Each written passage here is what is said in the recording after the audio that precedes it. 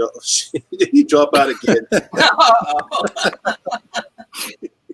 Same thing happened last time. I know.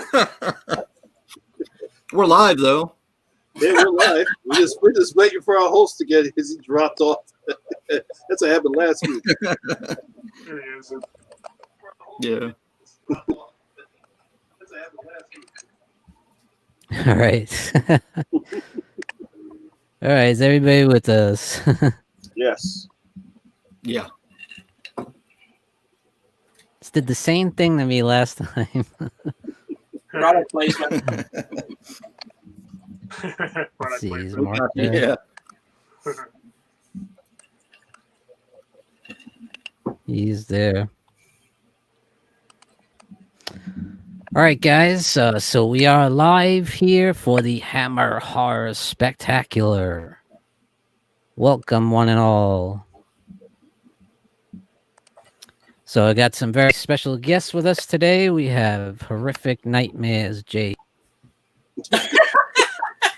Poor Swan. No. See, this is what happens when you don't have Comcast. Yeah. Wait.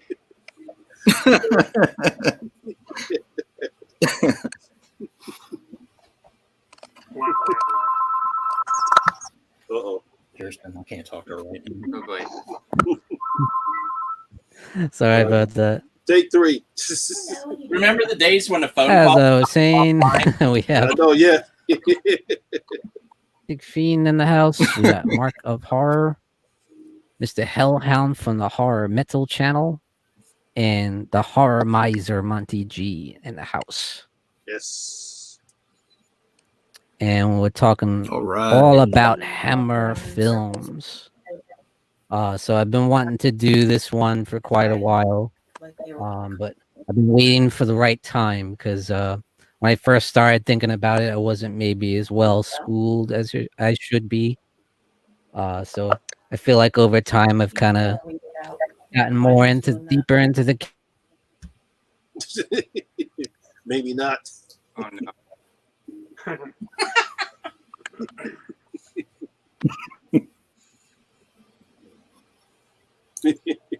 Yeah. Could be due to a storm. We have a storm passing through here. I don't know if it's starting to hit him. There's one But- here too. When he has It's actually fun now. So Yeah, because I saw it on the weather. yeah. But it's, We're supposed to be getting like penny-sized. I know, because it's not hitting. It's not hitting Yeah. Philly. Not hitting Philly. Oh, really? It's passing you by? Yeah, it's fast enough. Yeah, because I saw it was watching That's the good.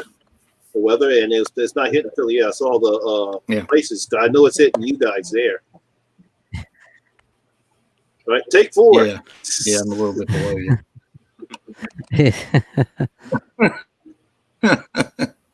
Yeah, it's like 90 degrees here right now. I'm like dying. All right, so let's get to it. So, first question of the day is favorite Hammer Dracula film? Yes. Who wants to start? All right, let me Right get off this. the Let me get this out of the way. Mine for Dracula, although yeah, the horror of Dracula, because it used to be Taste the Blood of Dracula, but I'm kind of more fond of horror of Dracula now. It kind of know me more, so yeah. Monty G. All right, let me get this out of the way. Get that thing out of my sight. Yes. I can't help it. It cracks me up every time. But actually, my favorite one is the original. Was it House of Dracula? The first one. Horror Dracula. The horror Dracula. I actually think that's my best Dracula film because it actually introduces both the characters. You have Peter Cushing and Christopher Lee. That's why I like that better. As much as I love Dracula's Visit from the Grave, but my best one is a horror of Dracula. Nice. Hmm. Yeah. How about you, Mark of Horror? Oh, it's same as Money for pretty much the same reasons. Mhm.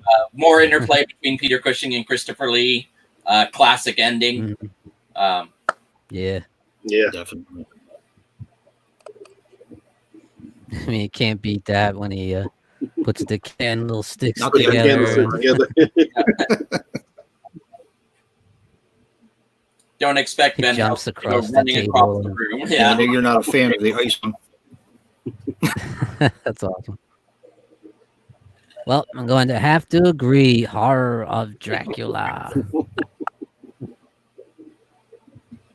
How about Mr. Hellhound from Horror Metal? Definitely horror of Dracula. Nice. Well, could we get a different answer from Martin. the anthropomorphic fiends? I am actually going to be the contrarian here and say Dracula has risen from the grave. Oh. Because Nice. as good as Nice. Horror of Dracula is, I really, really like the supporting cast in Dracula's Risen from the Grave. I think those are some of the most likable supporting characters in the Dracula franchise. I really cared about them and felt sad when they were getting killed off.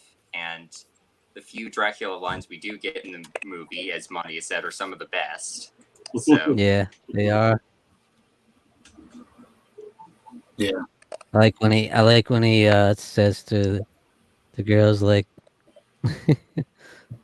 "You have failed me. You must be punished." You have failed me. You must be punished.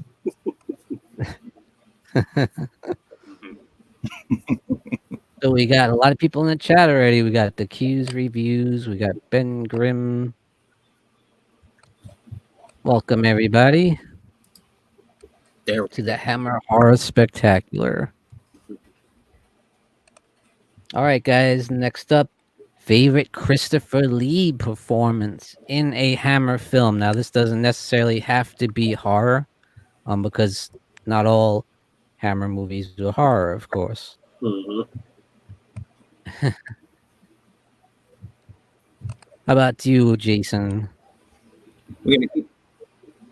Mine is actually one I just watched for the first time the other day. It's The Two Faces of Dr. Jekyll. Ooh, good one. I like he kind of played a playboy in that one. And the funny part, I thought it was really funny, is his name in that movie is Paul Allen. And if, of course, you're familiar with American Psycho, you know, the guy he killed was Paul Allen and impersonated. Yeah. But he was very arrogant in that one, kind of a playboy and character. I like plays a guy, I guess, when he plays a good guy. But yeah, that's my. I know Martin really loves that one. He was telling me about it. yeah, definitely. Mhm. So what's your choice, Martin, for favorite? Yeah, it really Christopher Lee surprised me. I performance? For best Christopher Lee performance, probably Dracula. Again, I like Dracula's Risen from the Grave, probably the best as a whole, but just for his performances, I like Horror of Dracula, just him in that movie a little bit more, because we get to see Dracula sort of putting on this facade of welcoming Jonathan into his house and being a normal person for just a little bit, although barely. And I like seeing that side of Dracula. The charming host. Mhm.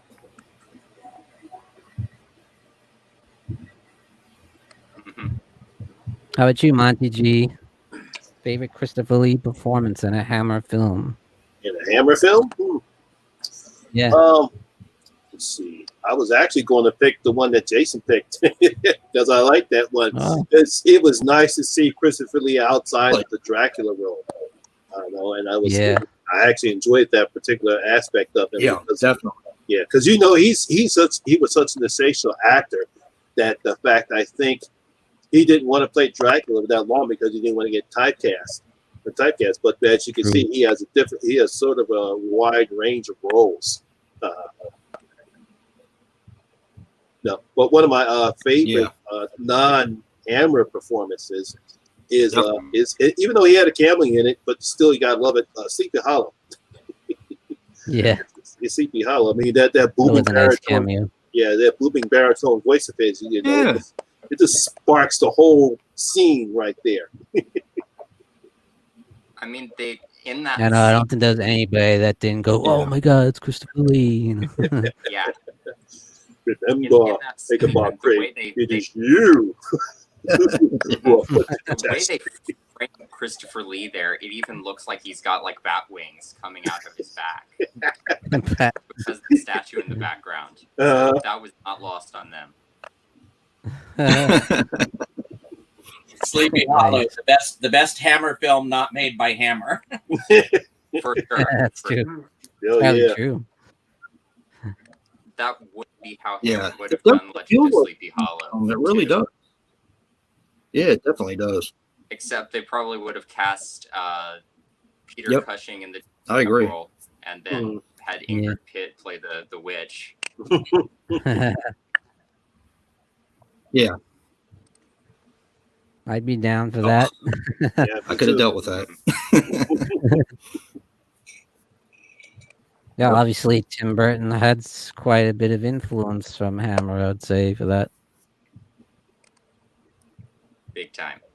Yeah. And Edward Scissorhands too. I mean, the castle and Vincent Price, of course, being there, and yeah, just the whole atmosphere. So yeah, definitely. Yeah, Vincent Price in there. Yeah. How about you, Mark? What's your favorite? Two. I thought I'd highlight two of them. One was Dracula, Prince of Darkness, because he commands the entire film with having no dialogue. That's true. And then the other is. I was waiting for that. I was waiting for somebody to pick that. Yeah, it's truly a guilty pleasure for me, and I apologize for this one, but it's actually Terror of the Tongs.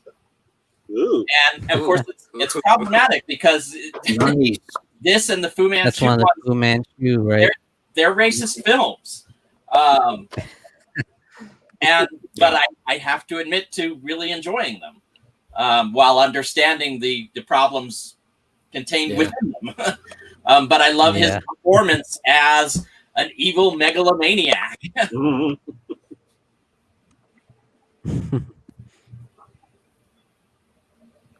Very interesting choice. Yeah, I have some thoughts on Terror of the Tongs, but we'll get to that. Nice. How about you, Hellhound?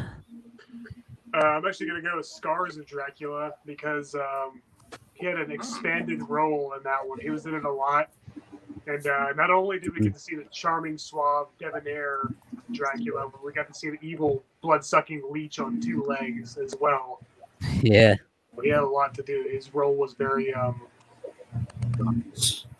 very in-depth in that one. And he was real nasty in that one. He stabs the girl to death. The sword on the guy's back. Yeah, that was brutal.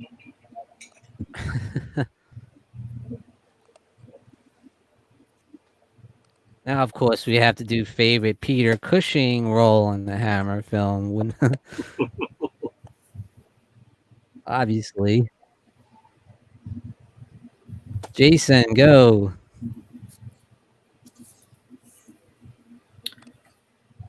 I think I'm going to go with The Revenge of Frankenstein. Peter Cushing is my favorite, like Christopher Lee is your favorite. And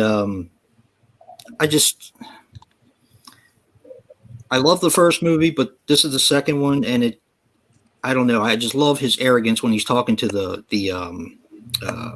Society of Doctors when he wouldn't join. He's just very arrogant and dismissive, and I love his character in it. I love the character of Frankenstein, although he plays Dr. Stein in that one because they put him to death, but he didn't. He got away, and yeah. So. But yeah, that's my favorite of him. I'm pretty sure. I like pretty much all of the performances though. But yeah, It's a great choice. Yeah. I just love him in those movies, and he's really the reason to watch those movies. He is.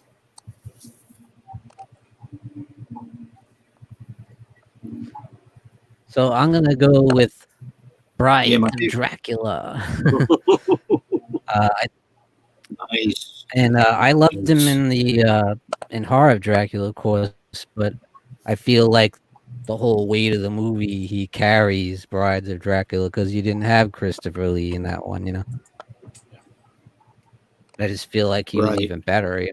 Do you know why they Just- do that, Sean? No, I honestly don't. Do you know why they didn't cast him in that? Because I Not just sure. thought it was kind of interesting that they didn't cast him, but he was in all the rest of them. I know. I don't even know if they ever plan to either. To have him in it. Yeah. Anybody know? I'm not sure. I think they were trying So- something different, and then people were like, "Where's Christopher Lee?" So they had to bring him back. Yeah. Yeah. Yeah. They were of the opinion that they killed him in Yeah. Horror of Dracula, and they thought Van Helsing would be the continuing character. Yep. That's right. Yeah. hmm And at the time, Peter Okay. Cushing was a much bigger Nice. name than Christopher Lee. Yeah. Because That changed in a few short years, but Yeah. at that particular time, Peter Cushing was the big draw. That's a good point. Nice.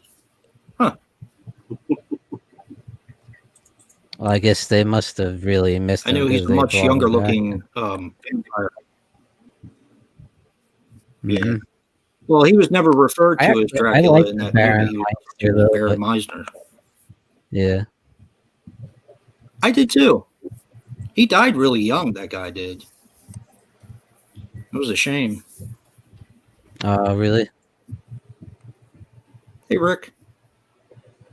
What's going on, Rick? Yeah. And they had some really good battles, like God, I had him down here somewhere. they really went at it. Van Helsing and the Baron. Hmm. Yeah. And how can you forget that scene with Gina? 65 taken. That's so classic.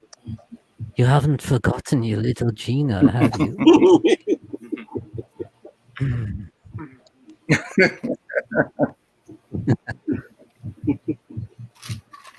Well, I think my favorite Peter Cushing role, just going back to kind of the generic answer, would be Van Helsing in Horror of Dracula. He's like this perfect mirror image to Christopher Lee's Dracula. He's just sort of as calm and ruthless as Dracula is, but Yeah. coming from a different side. Mhm. It really is Definitely. the perfect Captain Ahab to his Mhm. Moby Dick. Moby Dick, yeah. Us only. What's up Yeah. in the chat?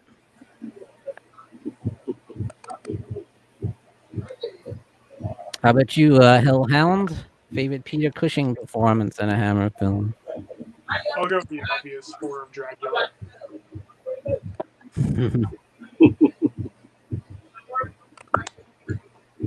It does seem to be the obvious. Yeah. He was awesome in that. Oh yeah. The Rock. He was awesome. Absolutely. As in all, I liked all his performances in the Dracula movies, even Satanic Rites of Dracula. Mhm. Mhm. Legend of the Sevenfold Vampires. That's a silly one. But Yeah. it's fun though. Yeah. Yeah. How about you, I- Monty G? I was actually was going to go with Dracula AD 1972, because I like the concept of that one, mainly because at that time Hammer was getting killed with modern day American companies because Hammer was still stuck in their putting their productions in the 18th, 17th century, and for some reason they finally realized that they had to stop producing those type of movies. So they finally decided, hey, let's take our two greatest characters in the 70s. But my favorite Peter Cushing has to go with the Curse of Frankenstein, because I compare him to what I think was Colin Clive did in Frankenstein. I compare those two actors together. He does a decent job in portraying Hammer's version of Dr. Frankenstein. Well, absolutely. Mm-hmm. Yeah. Yes, he does. Definitely. Excellent choice. Excellent choice. All right, guys. How about what is the most underrated Hammer horror film? Wait, Mark. Oh, I'm sorry. I thought you said yours. Sorry. Yeah. Can we get Mark yet? No, Mark didn't go yet. Like with Jason, Peter Cushing's my favorite actor. I love Christopher Lee, but Peter Cushing's my favorite, and I love him as Van Helsing. My favorite role of his, though, is Baron Frankenstein in Curse of Frankenstein, because I love how arrogant and icy he is, and smarter than everybody else. And that brain hits the ground, and he's just picking glass out of the brain, and then coldly sends his mistress to her death. Yeah. But yeah, Yeah. Yep. yeah. So I that, love when he kills the old professor guy. He's like, "Watch out!" And then he like. oh yeah.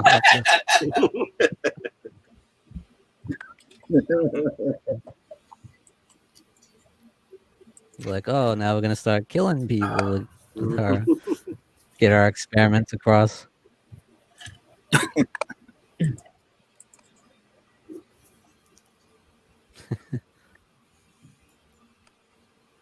Okay, now on to Hey, what Max. is the most underrated Hammer horror film? Who wants to go first? I wanted to highlight two. The first one was Phantom of the Opera, because it's my favorite rendition of Phantom of the Opera. Oh, yes. And the second one was Hands of the Ripper. That's one of my favorites. Ooh. I think the Nice. more Jack the Ripper, but I love Hands of the Ripper because it comes from a different perspective. It tells the story and how, it's by them. But yeah. Yeah, those are my ones. I don't really hear a lot of people talk about. Excellent.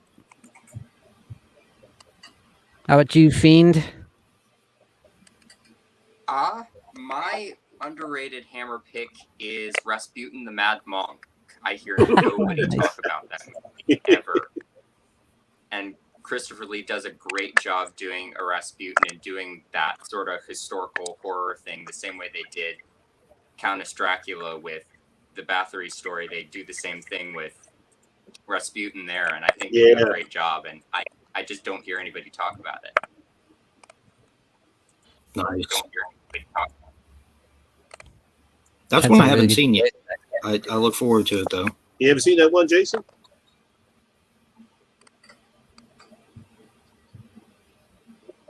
I haven't. It is a really fun one. I know Scream Factory released it not that long ago.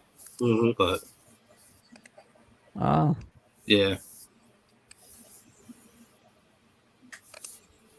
Scream Factory's done such a good job with it, with the Hammer movies.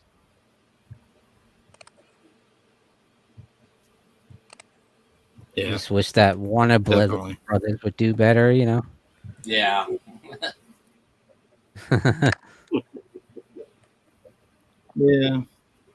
The picture was nice, but they could at least put some special features on if they're gonna to Blu Ray.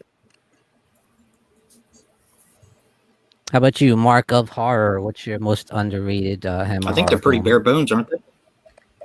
Yeah, the Warner Brothers. The Dracula series is pretty bare The Warner bones. Brothers. Yeah, yes. The ones that, yeah, they look nice though.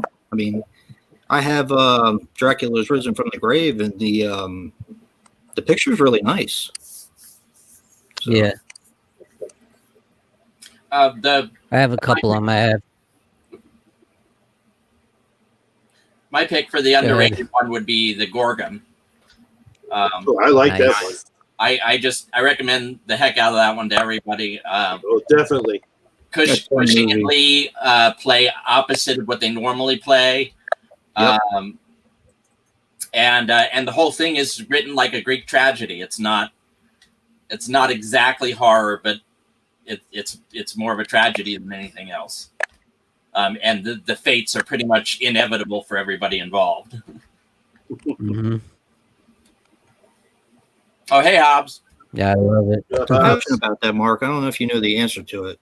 I was watching it the other night, and when they were turning to stone, when she turned them to stone, they had these dots on their forehead. Was that part of the makeup, or was there a reason for that? I'm guessing just part of the makeup. I'd have to rewatch it. I haven't seen it this year. It's been a while since I've seen it, but I think that was just part of the makeup effects. Yeah, I think so. Yeah. Okay. A lot of It seemed people like they all admitted had to it, the and I Gorgon thought it was during weird. Excellent I didn't movie, know. yeah, I didn't care. Yeah, and then the special effects for the Gorgon in that one are like, ooh, but still a favorite of mine. If they could have, I know. I don't even care about that. Snakes, how they bounce around on their head.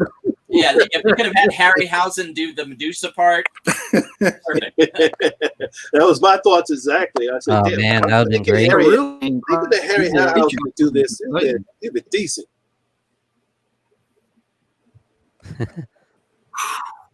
Yeah, It would definitely. just like stiff up there, those snakes.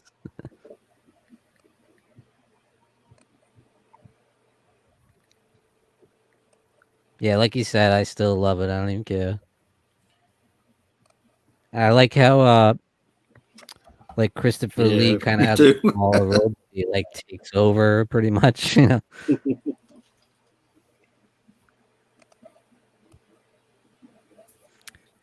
How about you, Hellhound? Let's go with Paranoiac. What's that? Paranoiac. It's a good one. Oh, nice. Paranoia. I haven't I seen that enjoyed one. that. Yeah, I think that's one of the few I've missed. yeah. I think it's on. Great. Isn't it on that 8 set, Sean? Yeah, Yes, it is Paranoia. Yeah. Starring Oliver Reed. That one. Yeah, it's been a while since I've seen that one. Yeah. It's a good one. He tries to drive his sister insane to like inherit the estate and everything. Yeah. Pretty good premise. Yeah. Interesting. It's black. I like that it's in black and white too. Yeah. Yeah. It really added to the atmosphere, I thought. There's some creepy parts in it too. Mm-hmm. So I'm going to go one that I just watched recently, Dr. Jekyll and Sister Hyde. I figure you picked that one. That's a fun one. Yeah. I really enjoyed that. Nice. I love that they like put in the Jack the Ripper elements, and at times it's almost like a slasher. With like this weird sexual stuff going on, you know, the identity. Very interesting. It was something different. Yeah, I like the premise that they decided to do a gender swap with the high personality. What's that, Monty? I said it was an interesting premise that they decided to do a gender swap with the high personality. Yeah.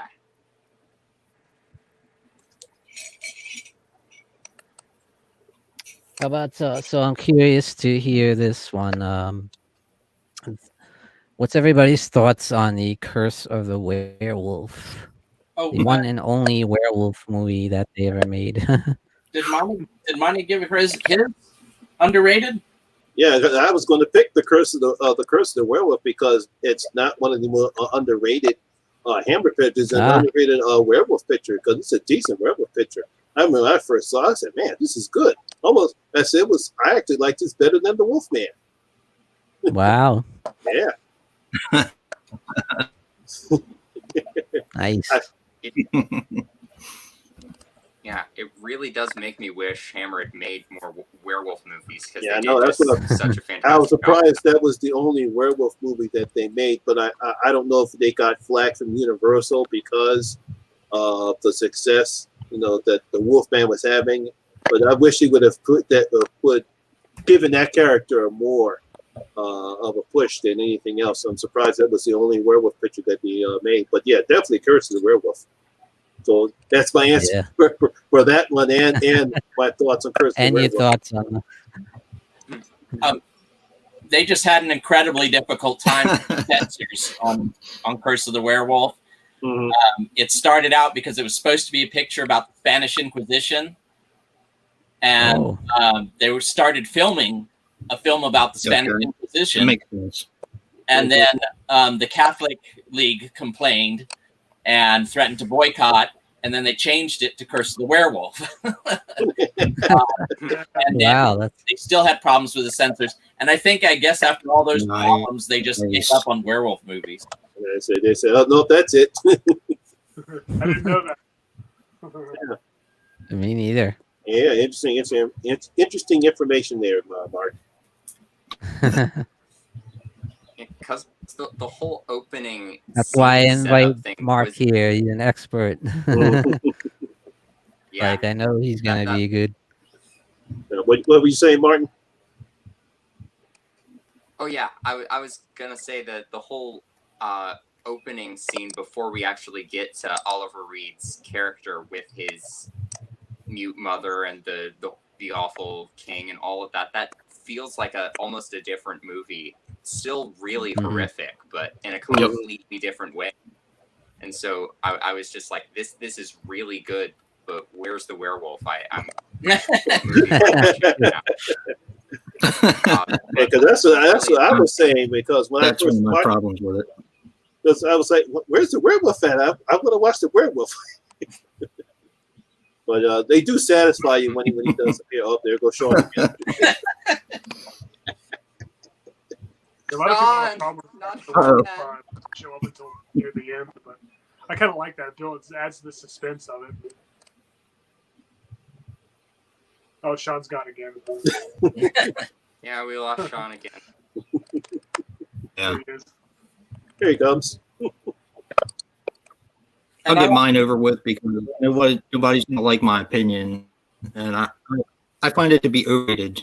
But that's just, I'm not the biggest fan of the werewolf movie. I do need to rewatch, but I wasn't really the biggest fan of it. So kind of seemed dull to me a little bit, but it needed more Peter Cushing. Nice. Yep, love it. I love the actor in it. I mean, he's great in it. But Oliver Reed, he makes that movie. Yeah, Sean's known this for a long time. Yeah, because I remember you telling me that one time before. Yeah, it's never been one of my favorites. It wasn't one of your favorite Hammer films. How about you, Hellhound? What are your thoughts on the Curse of the Werewolf? I love it. I think it's a very overlooked gem. And I like how the makeup is kind of similar to the Wolfman.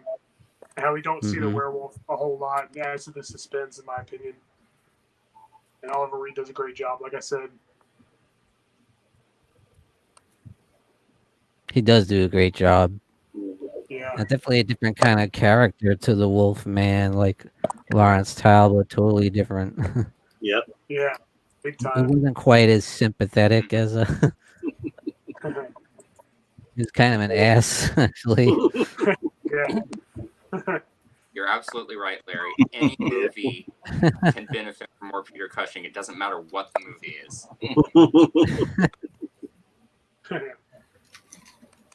That's true, Larry.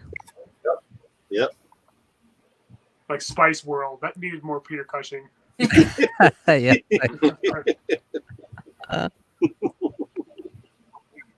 I'll just say that the Legend of the Seven Golden Vampires is almost good because of him. I think he's the only thing that saves that movie. Yeah, definitely.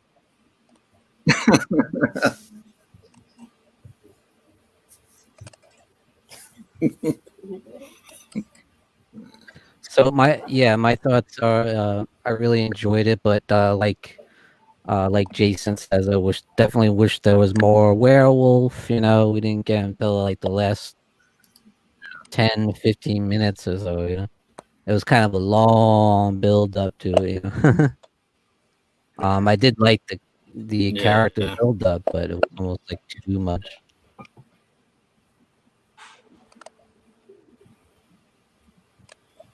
But once he does show up, it's pretty badass. I love the makeup job and interesting story though, how his father, was in the prison cell and Yeah.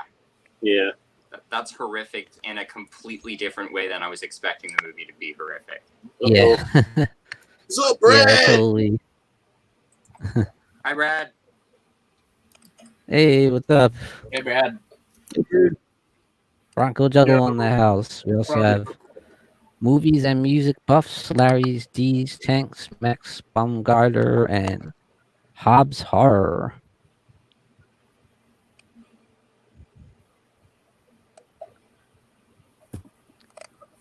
Next up, another one. I'm curious to hear you guys' thoughts. The Plague of the Zombies. Oh,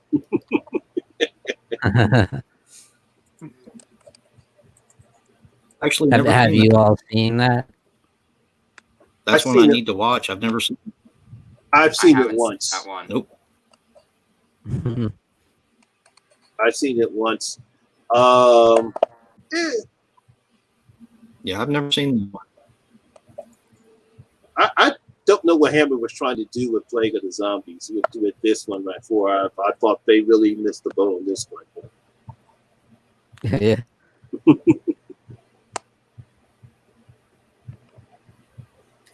I enjoy it. I think it's got a lot of atmosphere, but I do agree with Monty that they weren't exactly sure what they were doing there. It seemed like it was.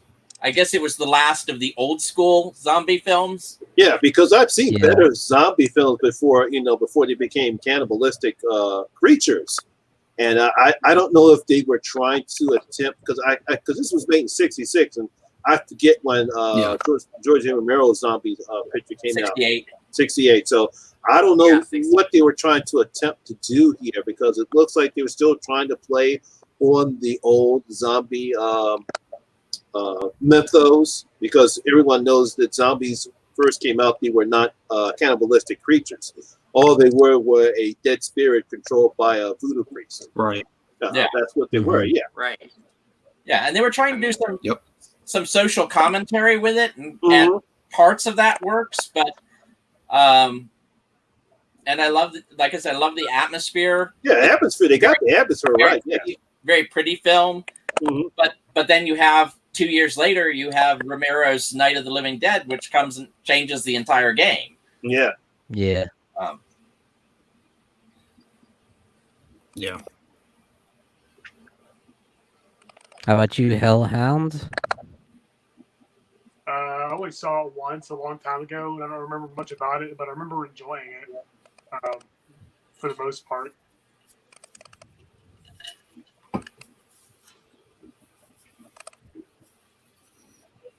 How about you, Fiend? I have not seen this one, sadly. You haven't seen that yet. Yeah, I haven't seen it yet. No, need to. Feel you.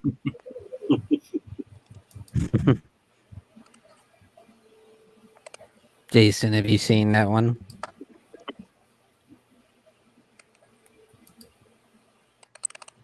Oh no. Mm-mm. No, I'm with Martin. That's one I haven't seen. Yeah.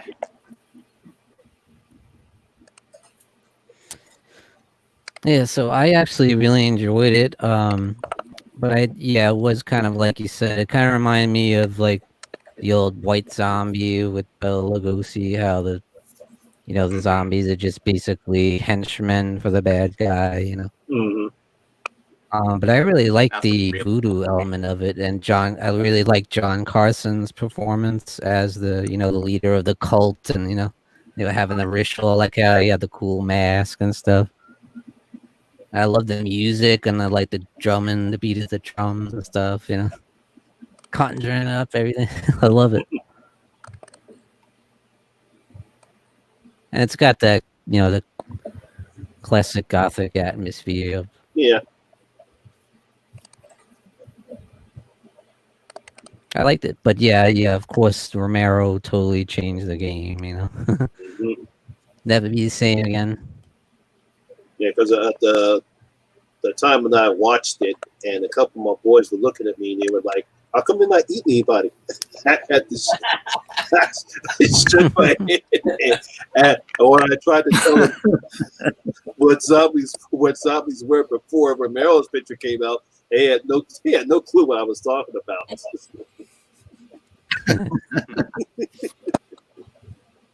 Yeah. Hmm.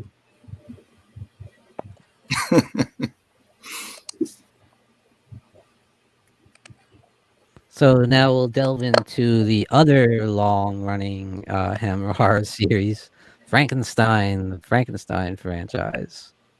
What is your favorite Hammer Frankenstein movie?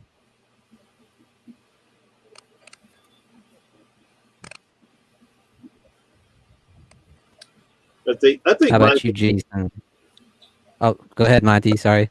Yeah, mine is Revenge, Frankenstein, mainly because it was I forgot who said it about the arrogance of Peter Cushing's Dr. Frankenstein and how he thought he was better than it. I mean, he did in the first one, but he does it more in Revenge of Frankenstein. Yeah. Definitely. Mm. Definitely.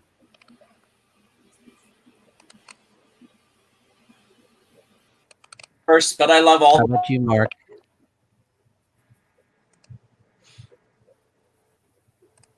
Did Mark freeze? Do we lose Mark? Did he I freeze? think Mark froze. You Yeah, all right? think yeah, he I went- think Mark froze. Yeah. Oh boy. This is not me this time. Yeah. We lost No! Mark. We lost him totally. Yeah, he's about Go to ahead, say Hellhound. How about you? Definitely Curse of Frankenstein. I think that had the best Peter Cushing performance, and it had the best monster, of course, played by Christopher Lee. Mhm. So the best monster. of this Right. movie.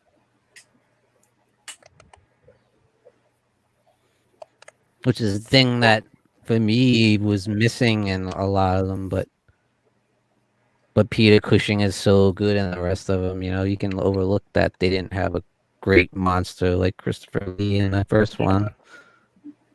Mm-hmm. Mhm. He basically was Yeah. the monster. Mark backstage. Frankenstein himself, basically. Yeah, basically. Movies, Music, and Buff says Frankenstein Must Be Destroyed is my favorite. That's a good one. That's the most. Yeah, that's a good one too. Yeah. That's a good one. Brutal. Yeah, definitely a good one. Yeah. And there was actually one without Peter Cushing. I think the mine is horror. tied between. Yeah, that's my second one because I love that Frankenstein Must Be Yeah. Destroyed. Yeah. I think Mark's backstage. Yeah, mine's a How tie about between you, The Revenge Fiend? of Frankenstein and Frankenstein Created Woman. Mm-hmm. Go ahead, Martin. There he is. Martin's back. Mark's back. There's Mark. Mark's back. There he is. It's your turn. Curse of Frankenstein, but Alright. any of the Peter Cushing ones are great. I'm not a big fan of the horror of Frankenstein. It's just okay.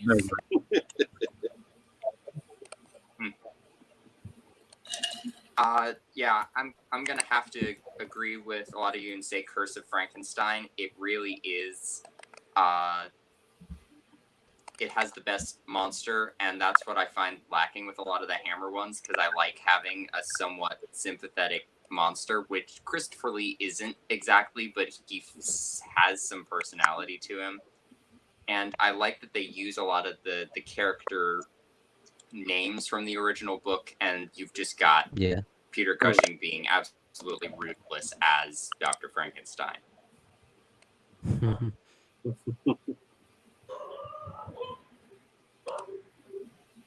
I would have to agree. I'll go with the Curse of Frankenstein. It's just awesome.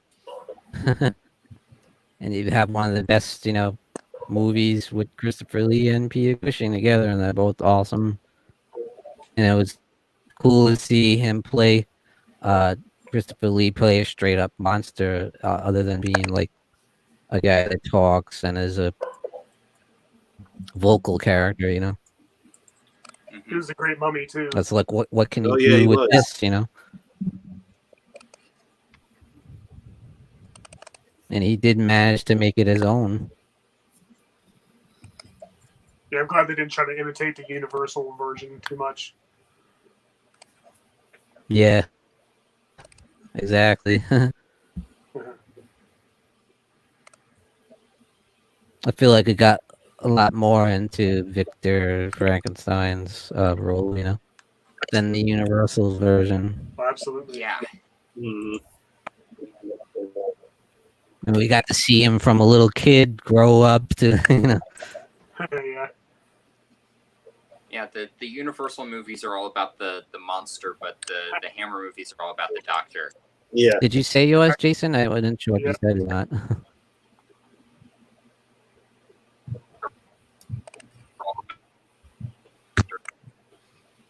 Okay, next one should be interesting. Favorite non-horror Hammer film? That should be interesting. Yeah. Because as you know, Hammer didn't do all horror. They did all kinds of stuff. Yeah, they did.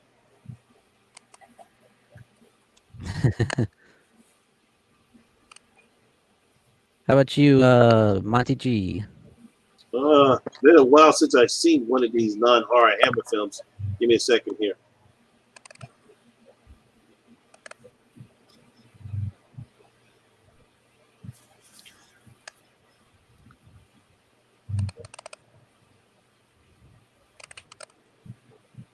What was that movie? I can't remember the movie right now. Oh, that's right. Yeah, 51, The Black Widow. That was a decent non-horror Hammer film. Mm-hmm. Mm-hmm. Very interesting. Hellhound, what's your favorite non-horror Hammer film? Well, I was going to say The Mystery of Mary Celeste, a.k.a. Phantom Ship with Bela Lugosi. But that might kind of qualify as a horror film. So I'll go ahead and say the obvious Hound of the Baskervilles. Very good movie. Mm-hmm. Sherlock Holmes. Yeah, Sherlock I'm a Holmes. huge Sherlock Holmes fan, so I think they did a great job with it. Definitely like that one. How about you, Mark? Hammer made non-horror films? Oh, they did. Yeah. No, I kind of lump the Quatermass films in with horror, even though they're mostly science fiction. So I'd have to say Night Creatures with Peter Cushing and Pirates of Blood River with Christopher Lee. Mm-hmm.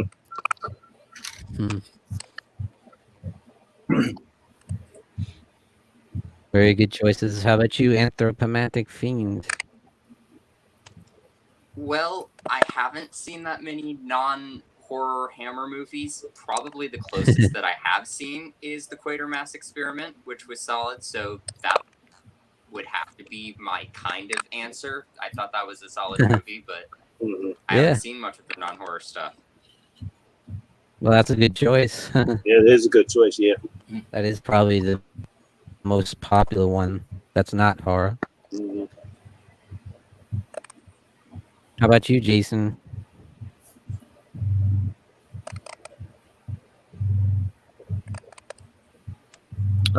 I guess Hound of the Baskervilles, if that's not a horror movie. I always considered it a horror movie, but yeah. Hmm. Now, my answer from the question before is actually in the chat. What? So I'll go with a pretty popular one that is kind of a guilty pleasure. 1 million BC with Raquel Welch. Yeah, I forgot about that one. Yeah, I forgot there was a Hammer film. It's just fun. It's goofy, but I like it. forgot I mean, how could you look at that?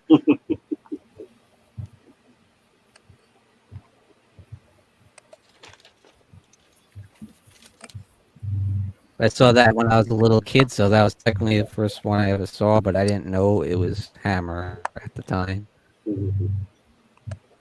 Yeah, you're right, Brad. Yeah, I didn't know it was a Hammer. I forgot there was a Hammer film. All right, very, very good one here coming up. So We're going to talk about film the of the Kingdom Karnstein series. Trilogy. Yeah, no. Twins of Evil.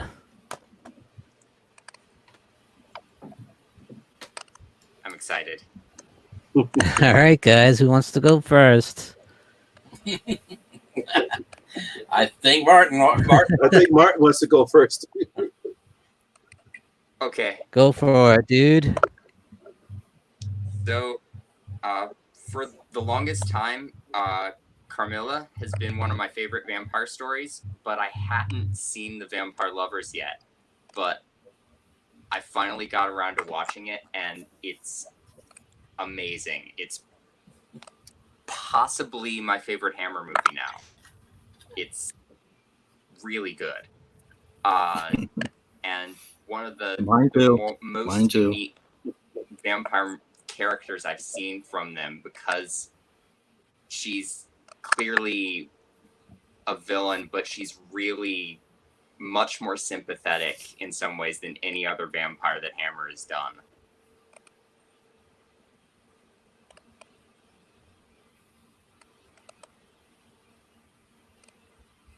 Very true. Because, like, when you see a vampire in any other Hammer movie, like, you put a cross in their face and they, hiss at you and bare their fangs at you, and when you put the cross in front of Carmilla's face, she just looks mortified, like she's about to cry, and it makes me feel for her in some ways. It's a very different vibe. Mm-hmm. Very true.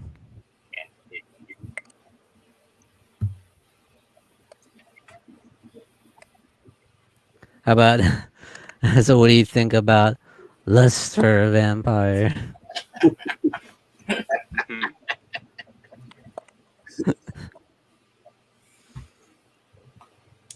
I have actually not seen Lust for a Vampire yet, sadly.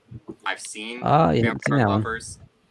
I've seen Twins of Evil, and I love both of them. I need to see Lust for a Vampire so bad. It's so bad, so you need to see it. Nice. Yeah, Martin, just about every week you read passages from the Carmilla novel, right? Yeah, I've been reading through the novel on It's my really channel. cool. I like that. Thanks. And it's made me realize just how close Vampire Lovers is to the book. It down to the detail, really. Yeah, they did a good lot of translating that from the book to in the movie. Mm-hmm.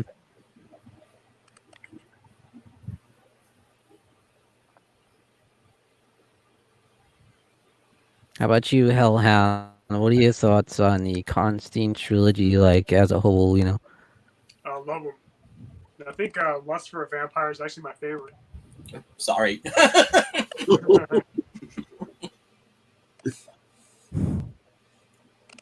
mean, well, well, I don't know. It's close between that and Twins of Evil. I don't know. It's a close. Lust for a Vampire is the one I've seen most recently, so it's the most fresh in my mind. I need to rewatch all three of them.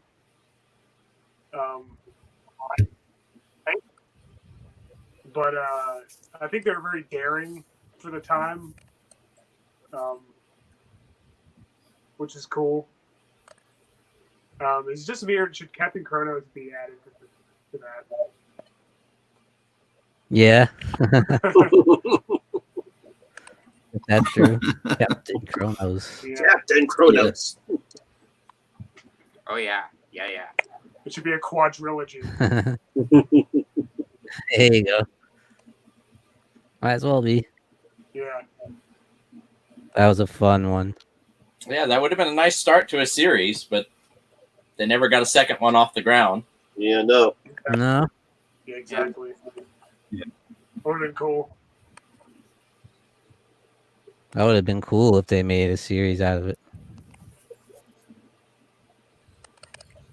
And there is just a little bit of a Karnstein connection in Kronos too, because they do mention the Karnstein family name with the vampire in that movie. So you could make a case for a Karnstein quadrilogy or something, but it's such a tiny connection. Definitely.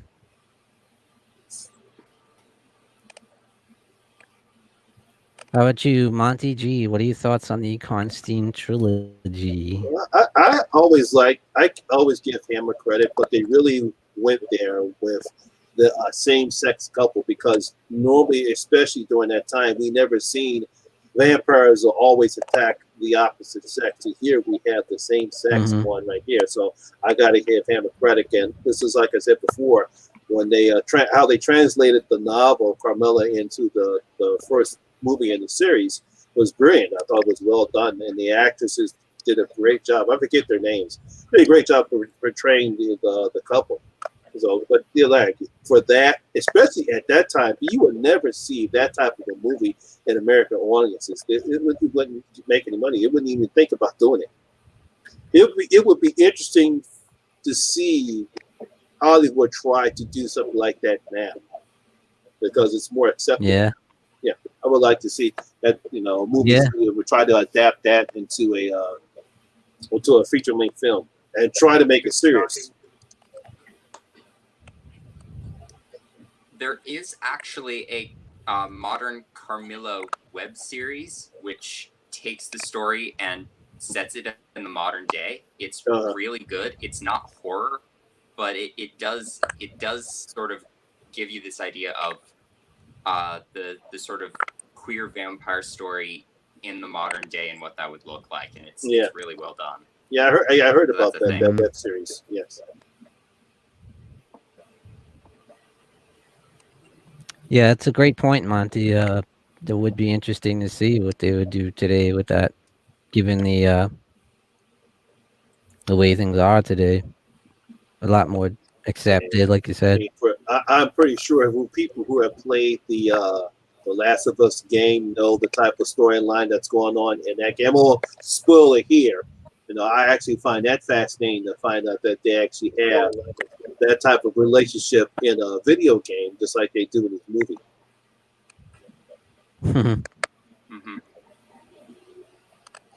Very interesting. Mm-hmm. Hey, what's up, Cody Ray? Pages, Films, and Plastics. How you doing?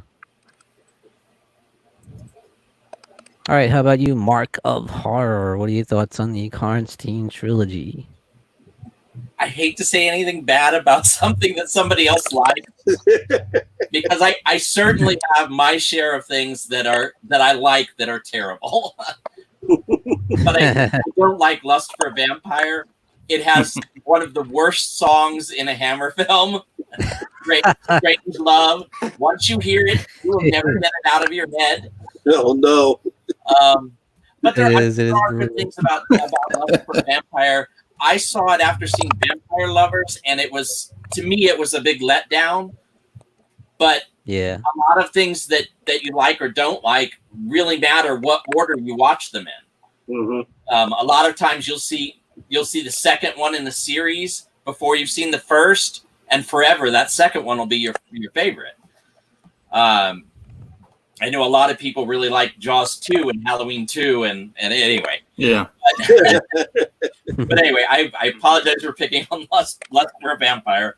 Yep. Twins of Evil for me for the longest time was a lost film. It was the last film, the last of the Hammer horror films that I hadn't seen until about 5 years ago when I got to see it. And I love it. I love Peter Cushing's performance in it. I love the twins. It's just, it's great.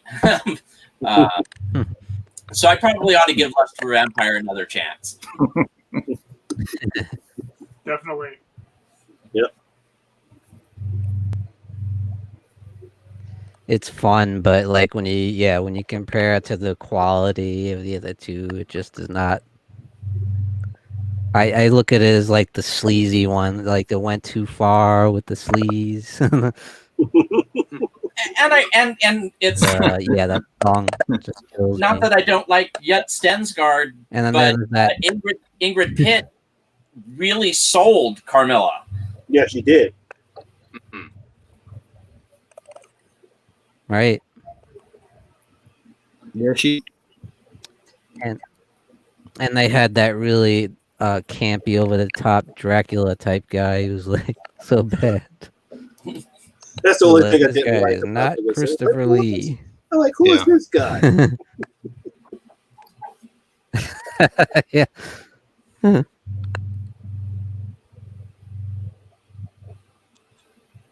But yeah, I love The Vampire Love is one of my all-time favorite vampire movies. I just think it's a great vampire movie.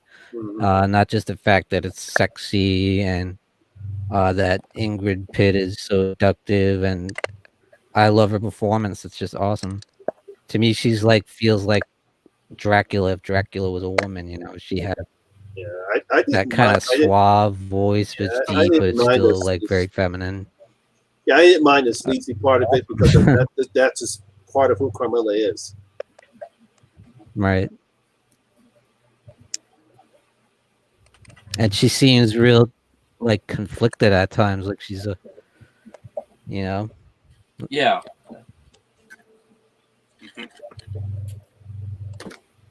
I think it's cool that And, she can walk around in the day as well, because that was a thing before we got the Dracula adaptations, and Carmilla Right. predates that. So they just went with it, and I thought that was cool that they were not sticking to one vampire mythology with Hammer movies.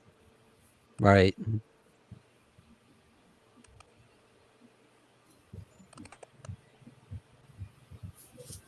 But I feel like it was sexy, but it never went over the top. I feel like it was still kind of classy, and it had that classic gothic feel of the Hammer films, you know.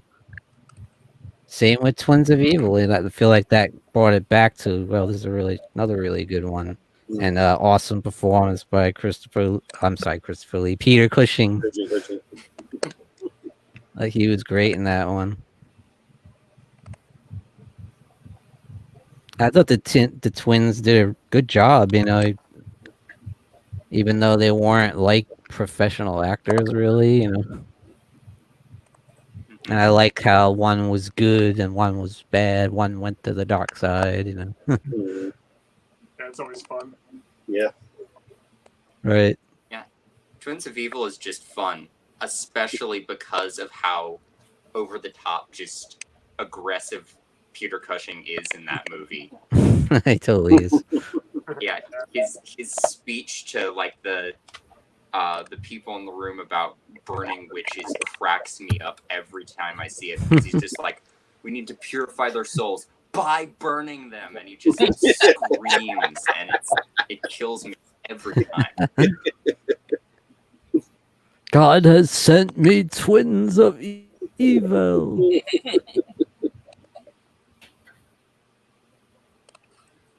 He was rough on those girls, man, taking them out, burning them at the stake, just like the Salem trials, you know.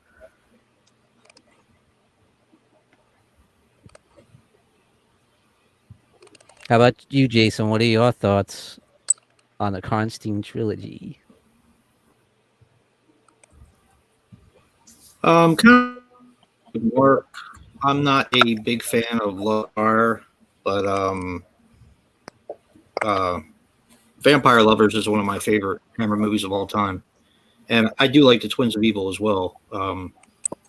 Yeah, I'll save the rest for one of the other questions because I like Amber Pitt a lot. I always have. She's Oh yeah, to me, she's just gorgeous. absolutely. Yeah. All right, guys, this should be fun. Favorite DVD or Blu Ray release in your collection of a Hammer film?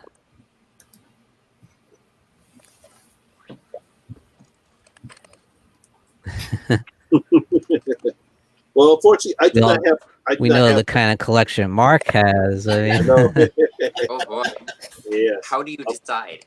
Oh, yeah. Unfortunately, yeah, I that do one not, big box set of like 100 movies or something. Yeah, unfortunately, I do not have any Hammer horror DVDs yet. So.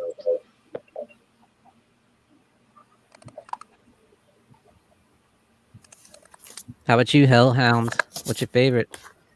I guess probably just that Hammer horror collection, that 8 DVD set. I'm sure. Which one? The one with Curse the Werewolf and Bride of Dracula. And, Evil of Frankenstein, I think. This one? This Yes. one here. Yeah, that's the one. Yep. Yeah. Yeah. I don't have it handy That's it. right now, but it's in the room.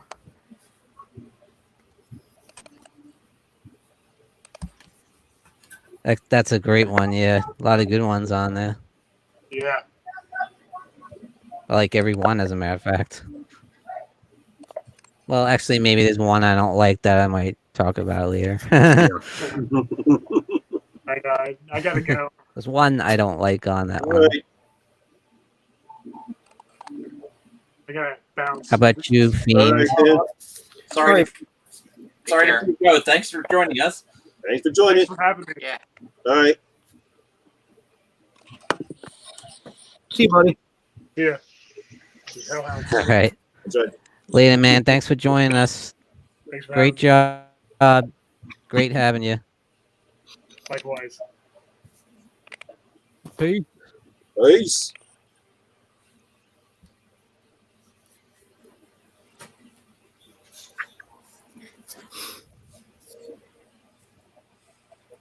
Then there were 5. And then they were 5.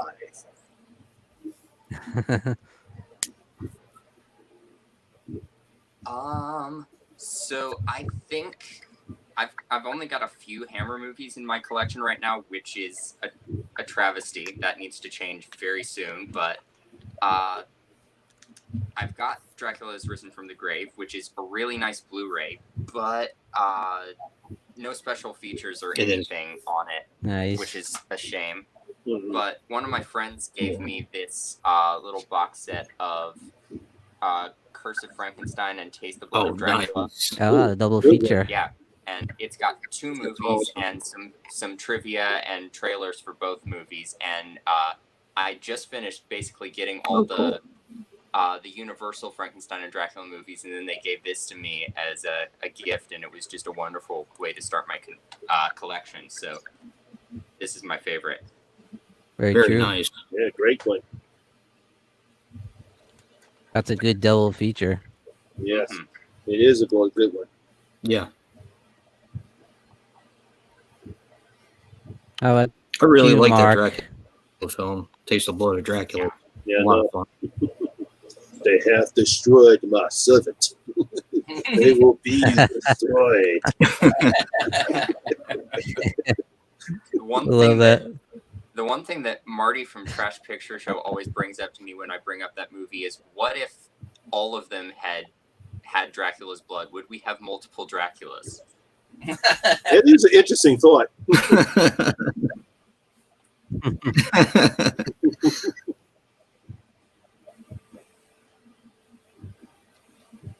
I have no further use for you. Well, I have two. What you got, Mark? I have this set from Australia. Nice. 13 disc. Oh, Oh, that's decent. And they it's out of print now. They had a 17 disc set shortly after I bought the 13 disc set. I like it because I can't afford to buy every one of these Scream Factory editions. I love them, Right. but they're 20 to 25 each. Ooh, Yeah, I know. And then the other one was, I don't know if any of you remember Media Play. Ooh, the Hammer trailer collection. Yeah. Yeah, Media Play back in the Oh, day. very nice. When Anchor Bay first came out with the Hammer films on VHS and DVD, Media Play gave this out if you bought two. They gave you this Hammer trailer collection for free. And so I just really That's like awesome. it for keepsake. Really nice stuff. Really cool. Love it. Definitely have not seen that one.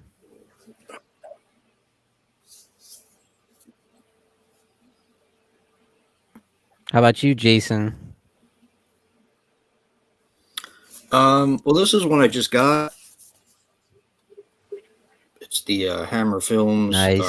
collection Nice. from Mill Creek. And yeah, actually, the pictures on these are really cool. No special features to write about, but this is my favorite because it was my very first Hammer set. Mm-hmm. So, yeah. First one I bought and got into Hammer, and even though there was a couple of movies on here that I'm not quite that fond of, I like most of them I like all of them for the most part. There's a couple of them there that are but yeah. Including Curse of the Werewolf, sorry. Oh. That might be another question. I know. I got a feeling what question that'll be too.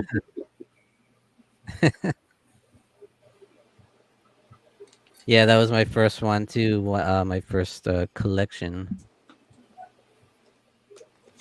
So I'm gonna go with Scars of Dracula. This is a really nice. Release. Yeah. That you wouldn't expect for a movie is underrated. As Scars of Dracula, you don't really hear that people talk about that one that much. But there's some really nice stuff in here. A lot of good special features. Blood rights inside the Scars of Dracula. Really nice audio commentary, and yeah, some good stuff. A really nice transfer too. Like I said, the Scream Factory does a great job. Yeah, they do. They do. Synapse has a few too, like the Countess Dracula. I really want those And, Synapse releases. Twins of Synapse Twins does of a Evil. great Well, job. Twins of Evil. Yeah. Yep. Vampire Circus. All right, guys. Next up, favorite leading lady in a Hammer horror film.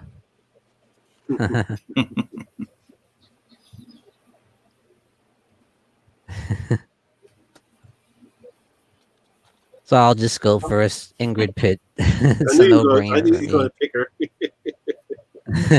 Yep. It's mine. only did 2 movies, but man, what an impression! Yeah, definitely.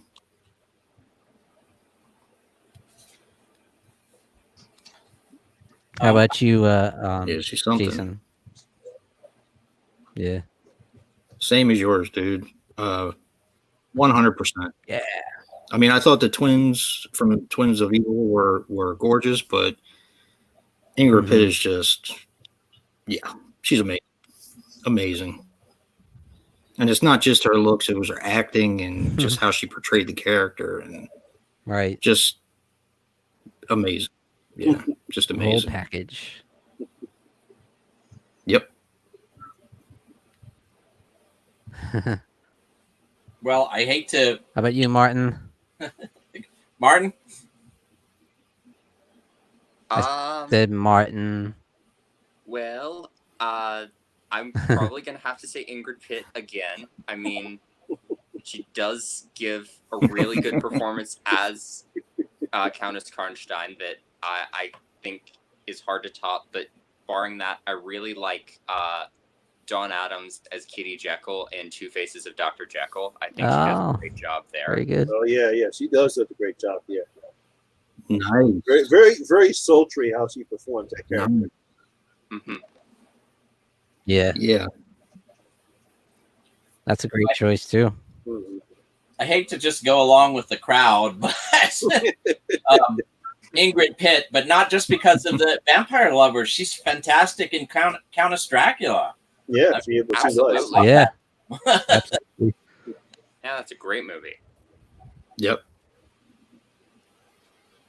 Yeah, I'm gonna have to go with Veronica Carlson from Dracula's Risen from the Grave because of her innocence, how she portrays the Monsignor's niece, his niece.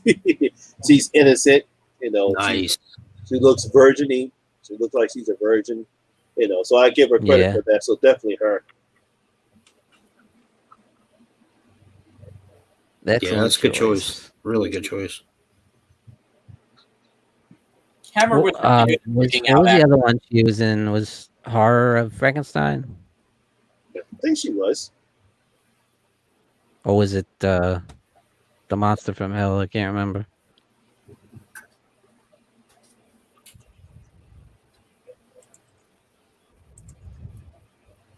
We have these magic devices. I know, that's why I'm looking it up right now. One thing I did mean to bring up before is I know you're a big metalhead, Sean. So this album by Cradle of Filth, Cruelty and the Beast, is based on Countess Bathory's life. And they got Ingrid Pitt to do narration for the voice of Countess Bathory on the album. Oh, that's good. No kidding. Because they loved her so much in Countess Dracula. Yeah. She was in the Horror of Frankenstein and Frankenstein Must Be Destroyed. Wow, that's really cool. Oh, okay, it was that one. Okay. Yeah, she was in those two. And Kate O'Mara's in that too, right? Yes.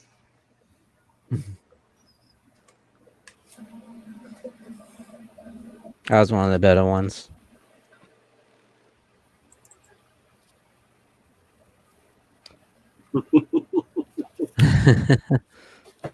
Now I'm looking at the next question. So you were the only one that didn't say Ingrid? Yeah, I was the only one.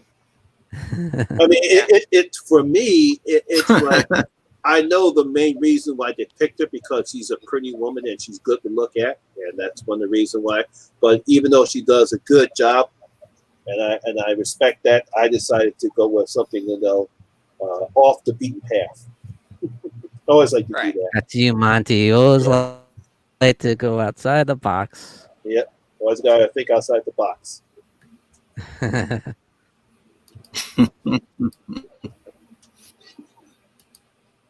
So next one, I'm curious to hear you guys' thoughts on what you feel led to the downfall of Hammer Films in their first initial run. What do you feel like did them in? Yeah, I got to hear Mark's take on this one. There are so many factors involved. Ownership of the company passed to one of the sons, and the business end wasn't managed as well. The business model for how you made movies changed. Most of the Hammer movies from the 60s, half of the costs were paid up front by the U.S., by whoever was going to distribute them in the U.S. And then that changed so that Hammer had to bear the entire cost of the film. Mm-hmm. And they just couldn't manage that.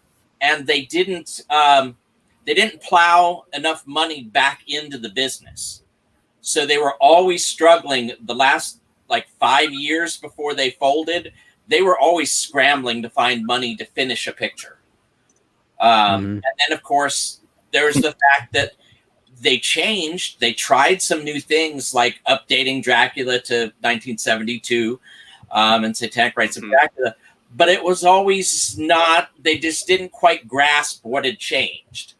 What had changed in the horror era was that it went from being Gothic horror to being what scares people in modern times. And what Hammer wanted to do was to take Gothic horror and move it into modern times, which is different, and that's not what audiences wanted. Yeah, I agree because that was the problem that I had with Dracula AD 72. It was nice seeing Dracula in today's world, especially when I first saw it. But it was like, wait a minute, it's 1970, because I think it was either 75 or 76 when I first saw Dracula AD. And it's like, yeah, they moved in modern times, but why does it still feel like they're still stuck in the 18th century? Yeah. Yeah. It's like, come on now, let's. I mean, come on. Even Blackula was decent enough to do to make it more modern at the time. It's like, if you're going to make a black exploitation film about a guy named Blackula, you can't do that for the actual name. You know, that's why I thought Hammer really dropped the ball, because I knew about the problems they had with their ownership and losing the production costs from the U.S. and they had to pay their own. But I think mainly it's they were just still stuck in their Gothic setting and not modernize it, because after Psycho, and then you had, and then later on with The Exorcist coming out, audiences simply were not interested in the Gothic setting anymore. Yeah, that's a really good point. Yeah. How about you, Fiend? What are your thoughts on that?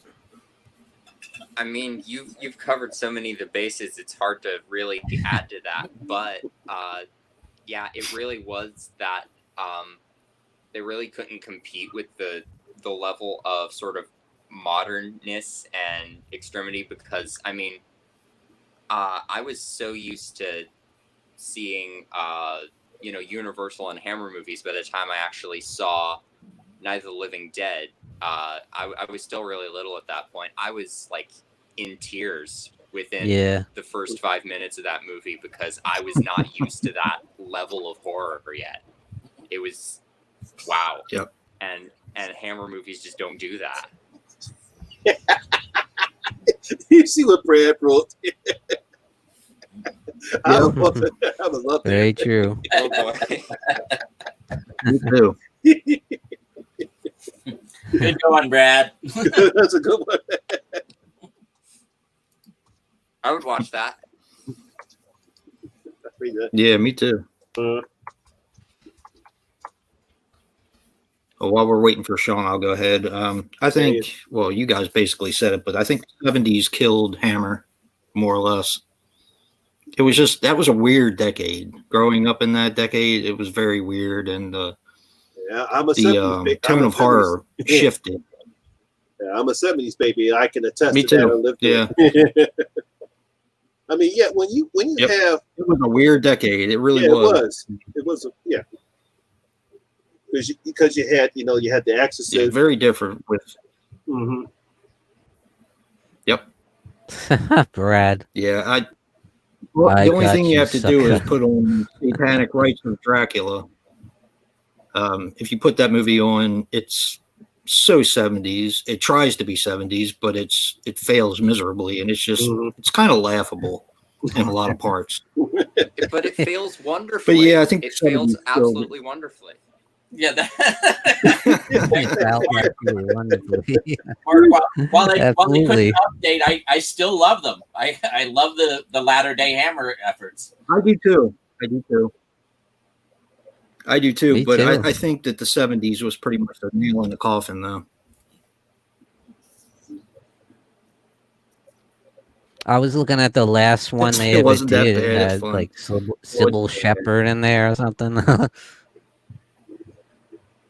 It was 1979. I was like, I didn't know they lasted that long.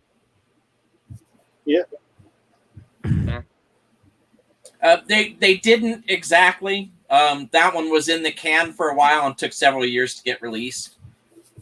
Oh, People call that one the last Hammer film or the last Hammer horror film, but the last one's really what, To the Devil a Daughter. That's probably the last That was real. a good one, though.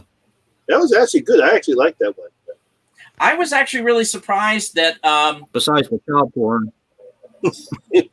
I was surprised that Scream Factory released it because Somebody had to say it. It might as well be me.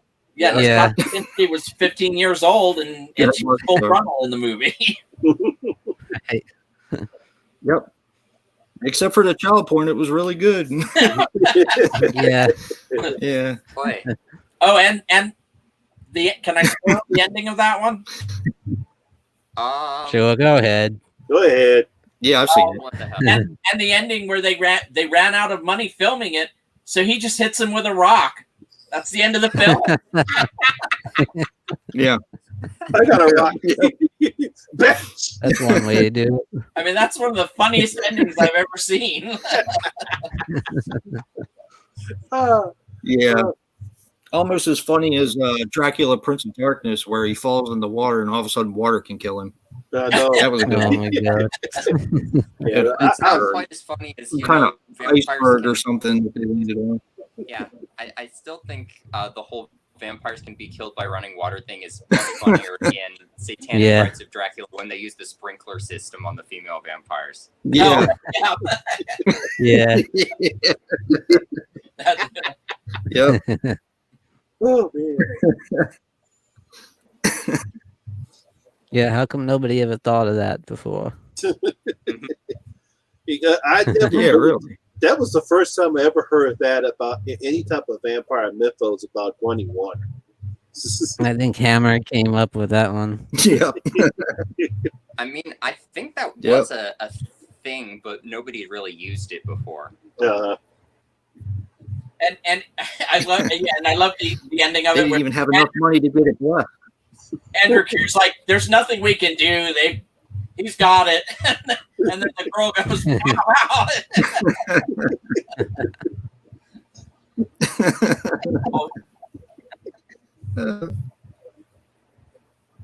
I think it's funny to I like it, but it's so stupid the end of Satanic Rites when he's stuck in the thorn bush is like Yeah,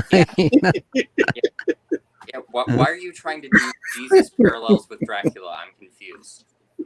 And pretty much by the end of Hammer's Dracula series, you realize that anything can kill Dracula. I know. Yep. I know, right? And if you can't find a way, he'll send a lightning bolt. Yeah. Those scars of I want Dracula. that, I want that Yep. movie. I want a movie where Dracula, everybody fails and then just the lightning bolt kills Dracula.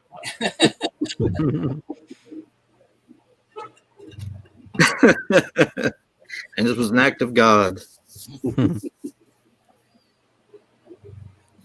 Probably my least favorite was Prince of Darkness. I thought that was too cheesy. Really? Oh, I knew. I know. Yeah, You he's felt involved in that too. Sean.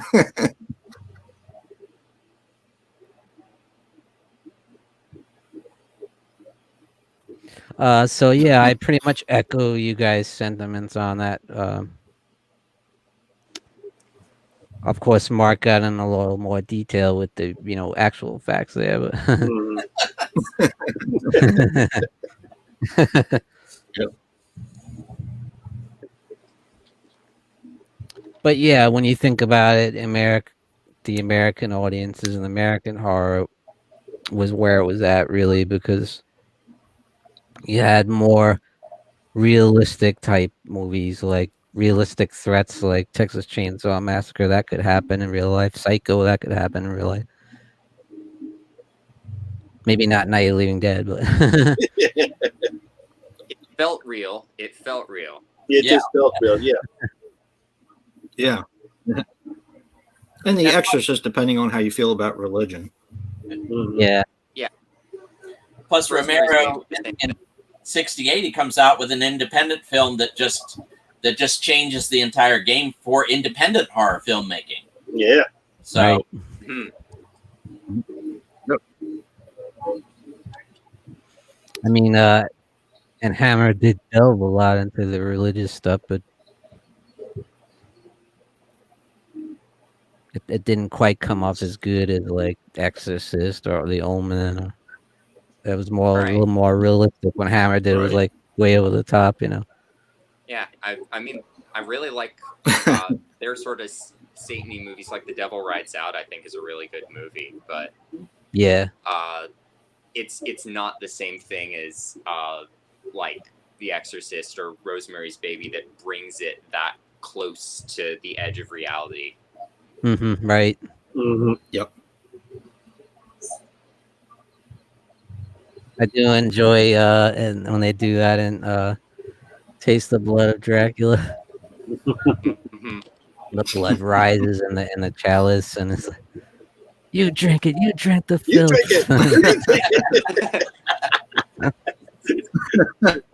it. They got more of what they bargained for. Yeah, Yeah, they were just and he bored. drinks it. Like, Yeah. That was such a fun movie. Oh yeah. yeah.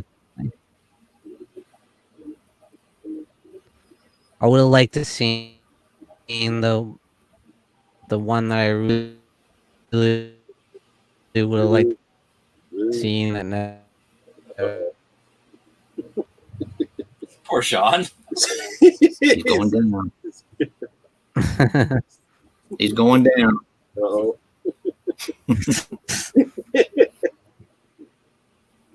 Hey, Cody. I would have liked Cody. to see their version of that Vampirella. Oh yeah, yeah. That would Oh, be yeah. fantastic. Definitely.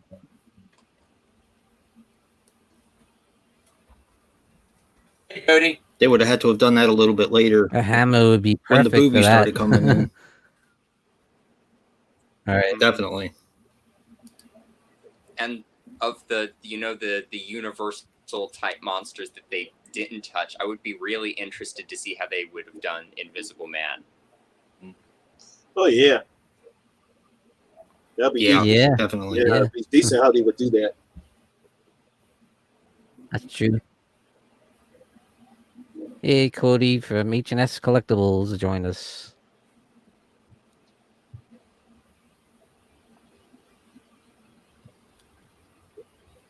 So that kind of leads us into the next question. Thoughts on the recent revamp and resurrection of Hammer films? From the 2000s there, starting. What was the first one? 2010? 2008 they did a Black. web series, and then Yeah, they did a web series, but wasn't that Wakewood was the first one. was that The Woman in Black was their first horror picture Wakewood that came out was their first. with No, I Wakewood. believe so. The first full-fledged movie. because I thought it was The Woman in Black with Daniel Radcliffe. Wasn't that their I first? think horror it preceded it by a couple years. Yeah. Wakewood did. No, I'm pretty sure it was Wakewood. So how It's have like a you witch guys tale. liked it? So, Pretty good too. how have you guys liked it so far? I mean, I like them. I've liked them all except for the Quiet Ones wasn't that great, but and the Woman in Black 2 wasn't that great, but Mhm. the rest of them were pretty good. Yeah, I saw the Quiet Ones. Saw the Quiet Ones. It was. Yeah. Well, it wasn't Good, bad. Wasn't, yeah. Yeah. I appreciate that they got the name and they are attempting to have some quality control, but I don't consider them Hammer. They have the name of Hammer, but they're none of the people who work on I can understand that. I can understand that, yeah. Yeah, I definitely understand that. But that said, I've liked the films they've released. I guess Wakewood is probably my favorite of the ones they've released. Really? Yeah, I enjoyed it. I just like they captured a good atmosphere with that one. And I like the choice. Yeah, I think so too. Because being a parent, it was. Yeah, me too. It was personal. Yeah, very much so. My favorite so far. Yeah, is really good too. Yeah, that means. Let Me In is probably my favorite of the new. Even though it's a remake. It's a remake of. I like the Swedish one. The Swedish original better. Not saying that Let Me In was not bad. I thought it was okay. Yeah. I haven't actually seen Let Me In yet. But Let the Right One In has recently become one of my favorite horror movies, period. And Ely from that movie is one of my favorite vampire characters. So I'm kind of scared to see Let Me In and to see what they do with that because I'm worried it won't hold up. It's almost shot for shot, Martin. Yeah, it's almost shot for shot. Yeah. A lot of the same stuff. It's a really good translation. Yeah. Really good English picture. Yeah. There are some differences, but if you like the original, I don't really see a need to see the English remake. I think I'm glad they did an English remake because there are lots of people who won't read subtitles. Yeah, I know. Yeah. I mean, you got that right. You got that right. I mean, there's dubbing. It's like a lot of people won't see Train to Busan because they don't want to read subtitles. They're so missing. Yeah, that's probably a big problem. They're missing such a great zombie picture, but because that's some of the things I get back from. Like when they watch Let Me In, and I tell them, I said, well, that's an American remake from Let the Right One In. And they says, I'm not reading subtitles. Yep. Yeah, well, when people talk about slashers, I say one of my favorite slashers is Cold Prey. And they go, what? Well, it's got subtitles, so a lot of people don't watch it. Isn't that a Dutch one? No. Amazing slasher. Norwegian, Swedish? Swedish, yeah. Yes. Well, we lost Sean again. Bye, Sean. Not again. Hey, Mark, have you seen Blood Runs Cold? No, I haven't seen Blood Runs Cold. Very good. It's one of my favorite. Wow, down to 3 now. We lost Martin too. It's one of my favorite foreign slashers. And you said Blood Runs Cold? Yeah, really good. Yeah, I'm gonna make it. It's a slasher. Well, I'm not going to tell you. You'll like it. I'm not going to tell you what else it is, but you'll like it. Yeah, I'll pick that up. Yeah, Cold Prey is all. I think it's a bloody, disgusting film, if I'm not mistaken. You mean like the website? bloodydisgusting.com? They did a film, Bloody Disgusting did. It's like a bloody, disgusting man, or stuff like that.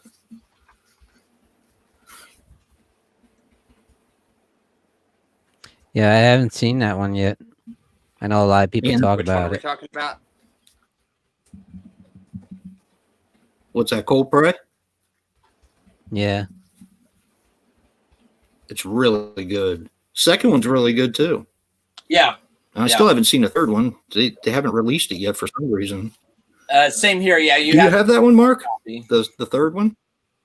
Yeah, the third one you have to import a copy. Yeah. I haven't done that yet. I just hope that someday, Me neither. someday maybe they'll put out a box set. Yeah, that would be nice. Definitely. Well, the one's owned by Scream Factory.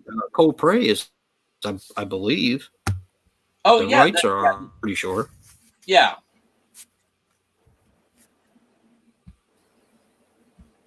Yeah, it would be nice if they would release a box set or something. Yeah.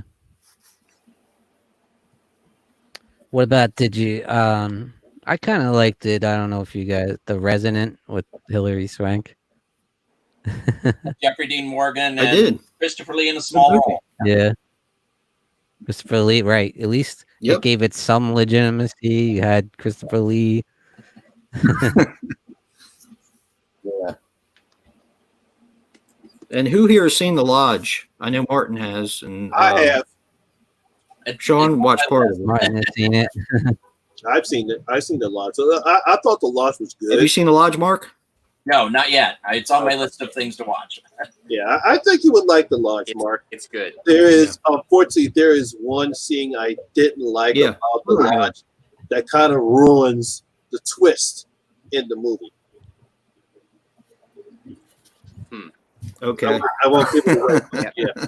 Thanks. I got you. Yeah, I haven't seen it yet. Don't Yeah. give it away. No, I won't. Yeah, no spoilers, but it's really really dark. I watched and, about half of it so far. So Yeah, it's really really dark, really bleak. Not Yep. really kind. It's very dark. Yeah.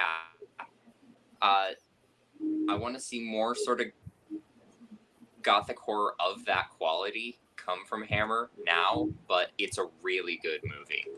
Yeah. Good. It is. And it's got tons of atmosphere, too. No, it does. tried in The Woman in Black a little, but I like that. I didn't like the second one too much, but I like the first one. It was really good. I still have not seen The Woman in Black yet. yeah. I gotta watch that. Really?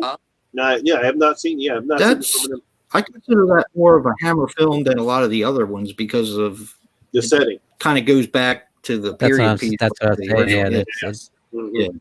Yeah. right. I mean, I thought it was a gorgeous looking movie and definitely a return to that gothic atmosphere. I just wasn't really drawn in by the plot of that one at all. Yep. Whoever I they got, agree. Yeah. whoever they got as the art director on that movie, I get that. get that I get person that. working on more Hammer movies. Mhm. Right. With a better Yeah. story. Yeah. Yeah, Writer of The Lodge, art director of Woman in Black. There you go. yeah, because I was surprised that they made a sequel because I'm thinking I don't know if the movie made any money to warrant a sequel. Yeah, I was kind of wondering that too. I don't think it did real well in the movie theaters, Mhm. but that's all right. The sequel wasn't that good anyway, so yeah, No, it wasn't. it's kind of a letdown. Yeah, it's kind of a. I do want to watch it again because I haven't seen it since it came out, but I remember not being very impressed with it. So.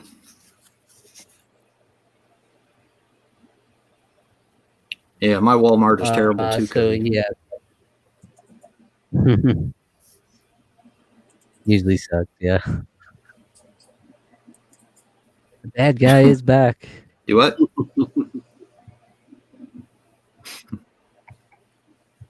So yeah, after the Lodge had a pretty mostly positive reception. So, what do you guys? How do you guys feel about the future of Hammer? What do you see them doing, or how do you think they're going to be able to stay in the game? You know.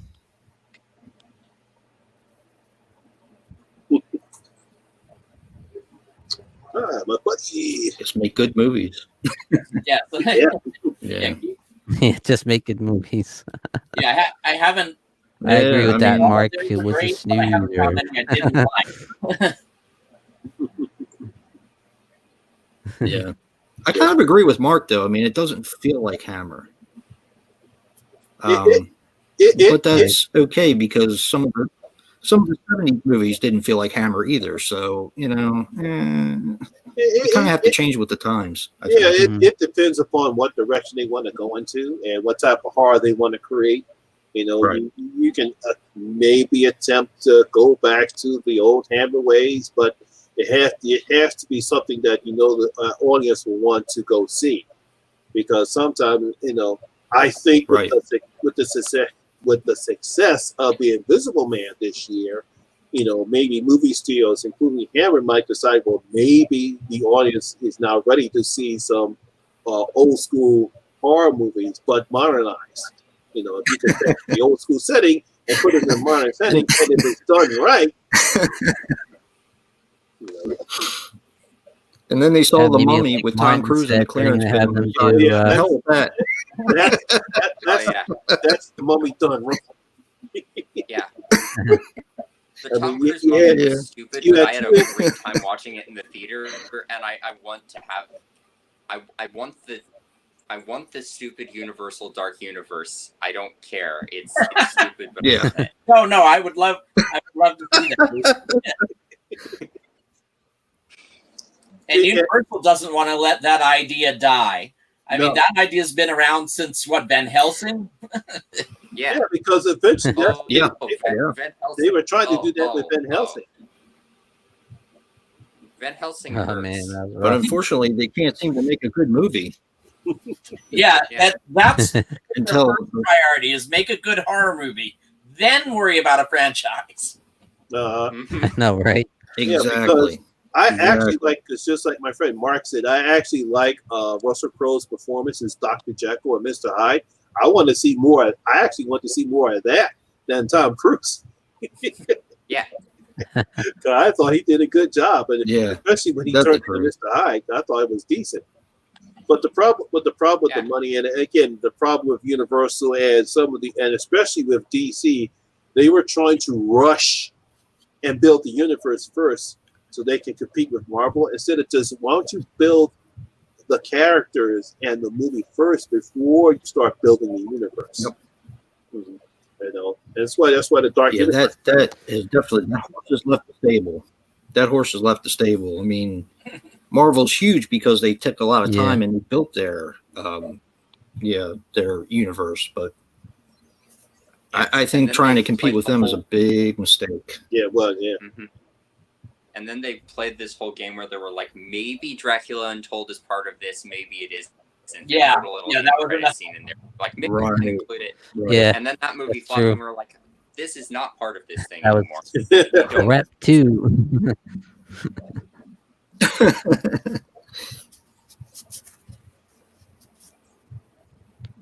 What about that what was it? Frankenstein? Was that part of it? The No. one with the There was some talk about the I Frankenstein with Aaron Eckhart. There was some talk about it. Yes. You know, the only good thing about that movie was Bill Knightley, because Bill Knightley, he's pretty good at playing any roles. But other than that, that was just a poor attempt at trying to recreate Frankenstein. Right. Or They wanted Frankenstein's monster. Yep. It was the same people who did the Underworld series. Underworld, They yeah. wanted to turn that into a series as well, but it didn't work out for them. Yeah. Underworld is fun, though. Yeah. Yeah, I love Had the same kind of feel, though. I mean, I will say it had the same kind of feel. Yeah, it had the Mhm. same gothic feel. You had Bill Nighy is in this one. They had the same gothic feel, and I like the concept. It was just executed well. Yeah. Yeah. I agree. I read that they want to bring in I don't know if that's still on the table. They want to bring in Benedict Cumberbatch as Dracula.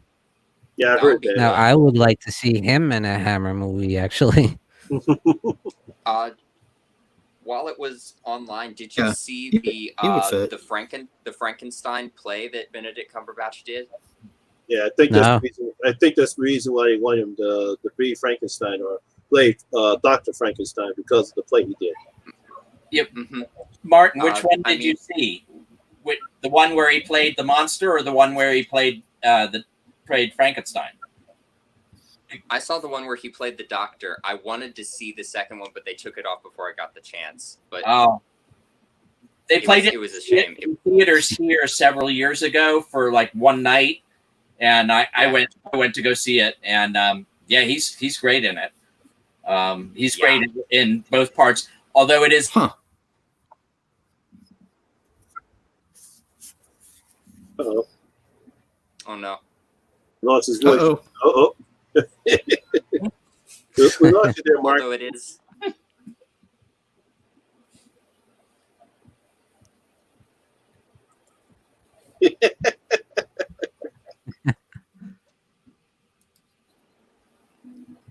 I think maybe next time I might try and have like 2 or 3 people on. Maybe having 6 people is too much for my Wi-Fi or something. No, the internet just hates us. Yeah. No, like Yeah. I said, you guys don't have Comcast. Mm-hmm. True. See ya, Cody. All right, Cody. Take care. Coffin Crew, what's up? Hey.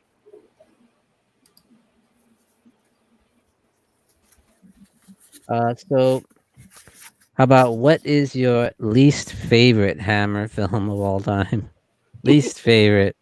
I know what Jason's going to say. Yeah. Yeah, pretty much. Pretty much. I do need to rewatch it, but I remember not being really impressed with it. So I always try to give things a second chance. But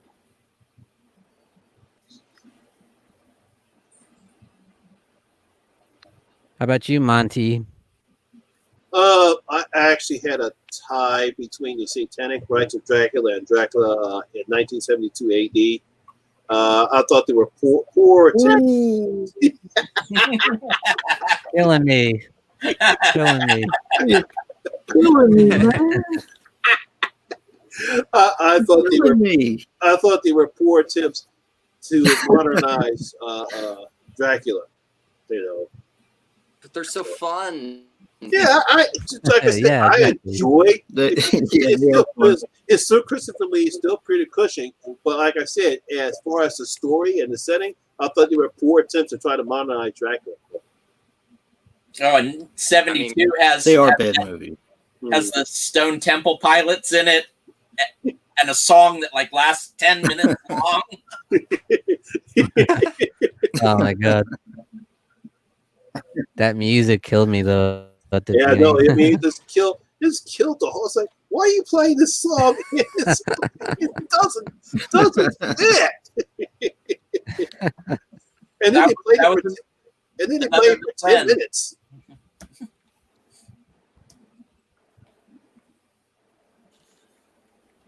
It's like Castle some Tracker said poor his man's least favorite is version of horror. Leonard Skinner or something. Oh, what do you think? Oh, Castle, yeah, he said horror Frankenstein.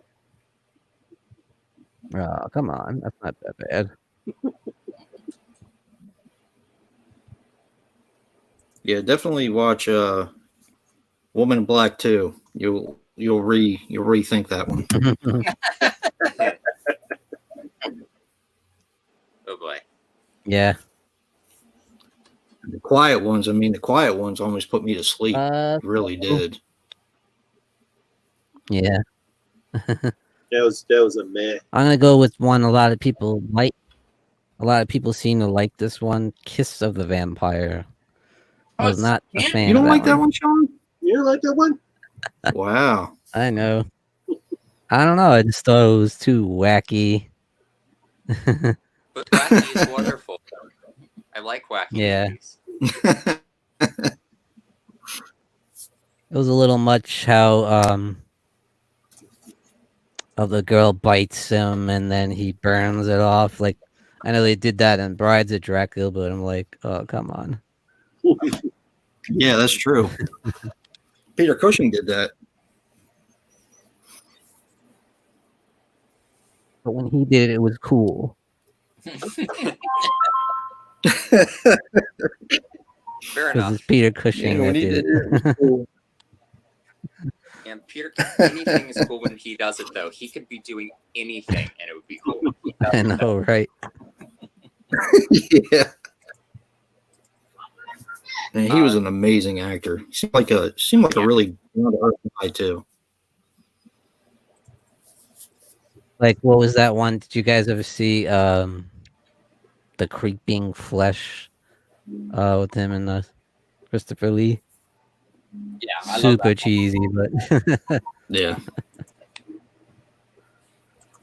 but they make it good. They said that the They horror turn a bad movie. yeah, they do. When Horror Express came out, he had just Peter Cushing had just lost his wife, and They said even though he was going through the worst time in his life, he was a consummate professional the entire time. They made that film. So, yeah. And I think she was like the love of his life, apparently. So, yeah. I think it's one of Christopher Lee's best performances because he underplays some of his scenes in order to let Cushing shine better. I agree. Yeah, I agree. Yeah, me too. Well, that's a great movie, Horror Express. Yeah, it's a lot of fun. How about you, Martin? What's your least favorite? My least favorite Hammer horror movie, probably Mark's guilty pleasure, Terror of the Tongs. That one just didn't hit me right at all. It's got problems, and I didn't find myself invested in it. And even having one of my favorite actors in it just didn't save it for me. I'll tell you one that I didn't particularly care for that I saw the other night. I mean, it was okay, but Maniac. I didn't like Maniac that much. The Hammer The one. Hammer Maniac. Okay, the Hammer Maniac. Yeah. It's just, to me, it's kind of boring. Yeah. They did a lot of Psycho knockoffs. They did. A lot of thrillers during the 60s, and I didn't really care for many of them. So that'd probably be my answer, unless you want the truly terrible Hammer films, the Carry On comedy series. That comedy is really dated. It does not hold up well at all. It's just awful. What did you think of Die, Die, My Darling? I liked Tallulah Bankhead in it. She was kind of fun. That one was okay. I could watch that one again, but I still, most of the thrillers I'm just kind of ambivalent about. I like the gothic horror.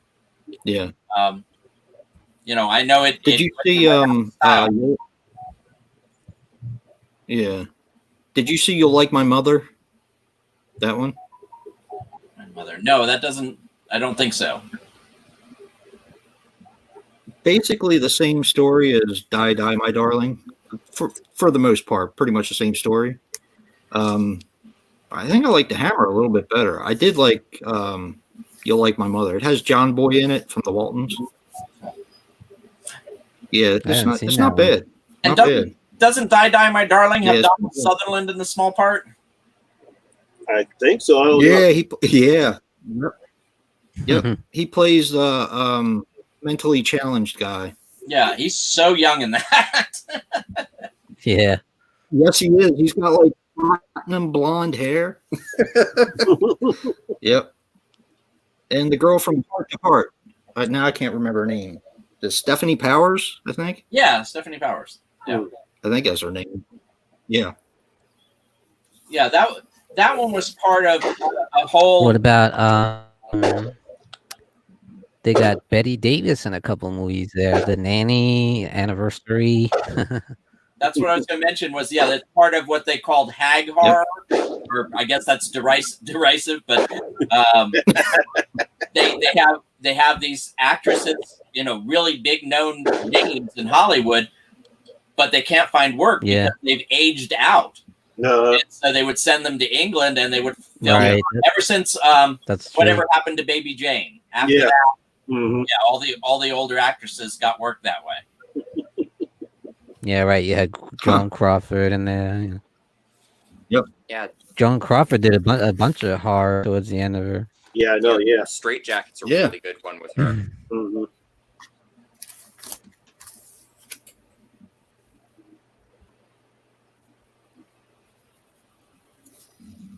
All right, guys. So, last question of the evening: what do you feel is the legacy of Hammer horror films, and what does it mean for you?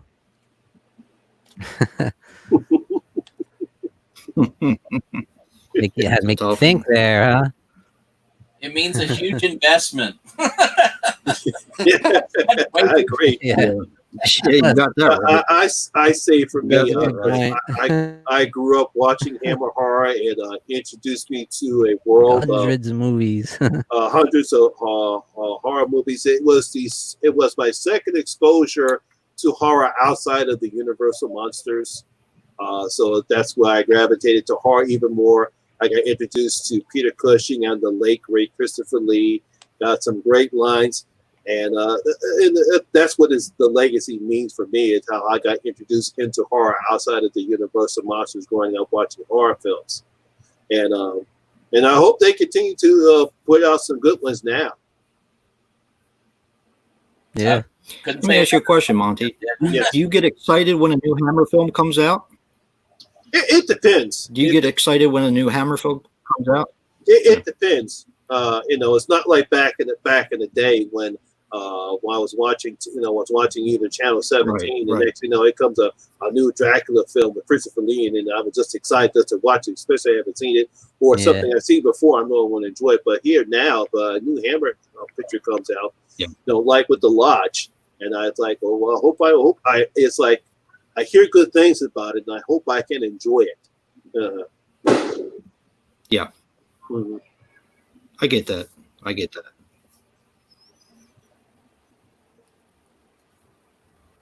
Well said. Yeah.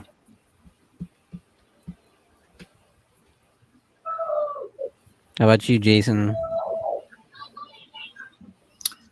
Kind of the same as Monty. I didn't grow up watching as many, I don't think, as Monty did, but it was some of my first exposure to horror. Like, I had a small black and white television in my room, and I didn't even know that the Hammer was in color, any of them.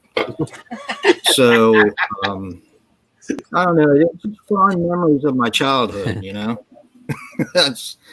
my parents don't like horror, so anything I was exposed to or found out about, I had to watch on my own. And I have a lot of fond memories from my childhood, and I actually do get excited when a new Hammer movie comes out. Maybe not as excited as Sean, but I do get excited. So, yeah.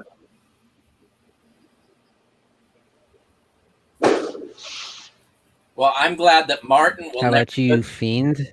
Oh, sorry. Go ahead, Martin. Oh, all right. Sorry. Well, so I really did start out my journey into horror with my dad watching both the old Universal monster movies and even earlier stuff like Nosferatu, still probably my favorite horror movie, Nice. but also reading the Gothic horror novels at the same time. We read Dracula and Frankenstein together, and all of that. I feel like Hammer was awesome. the next step, building off of that, just a more intense, violent, sexual version of what I got from those things, and showcasing the talents of some of the people who would become my favorite actors, like Christopher Lee, Peter Cushing, Ingrid Pitt, and without that, we probably wouldn't have some of my favorite horror movies that came after that. I doubt The Wicker Man would exist without Hammer. I doubt Sleepy Hollow or Crimson Peak would exist without Hammer. Mm-hmm. And Absolutely. I agree. One of the best studios for Gothic horror, along with Universal and American International Pictures, doing the Roger Corman Poe stuff. Mm. Yes. And Amicus too. Oh yeah. Amicus is really fun. A lot of their Yeah, I need to get into Amicus a lot more. definitely had some good stuff. It's a lot more. Yeah, they're fun. Yeah. They were kind of like Hammer, though. They kind of mirrored Hammer in a way, because I watched The Beast Must Die the other day, and it's not a real... It's a very 70s film, and it has that feel to it, and it just... I don't know. It's fun. I like they just it. kind of... I think they tried to modernize things too much. Did you like The Beast Must Die? It's not one of Amicus's better Did you films. like that, Sean? I liked it. Yeah, that It made your list of favorite werewolf movies for Queenie's thing, right? that's right. It's fun. Uh-oh. When's It's that the coming only up? film with a werewolf break. Yeah, show the big block. What was it, a German Shepherd?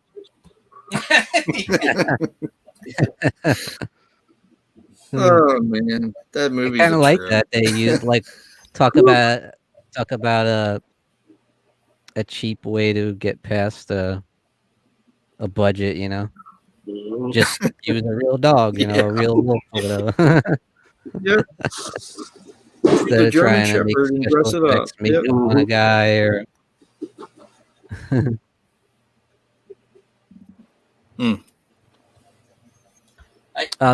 So what were you saying before, Mark?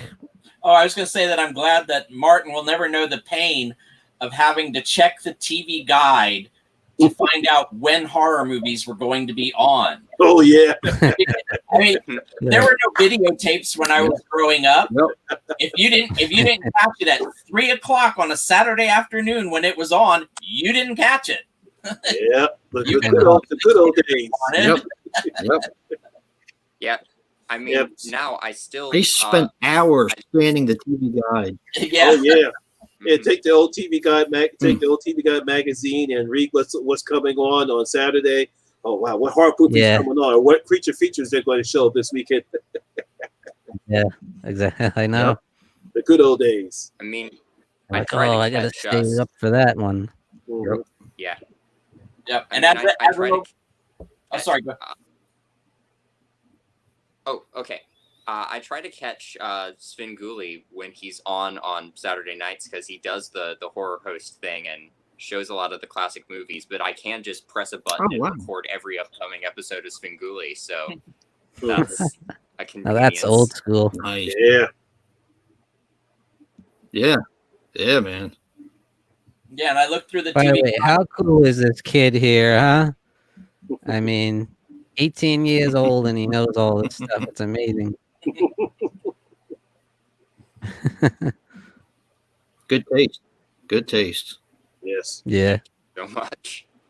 Yeah, Martin, we're all impressed with your horror knowledge at your age. That's. I know. I can't even. I'm honored. I'm flattered.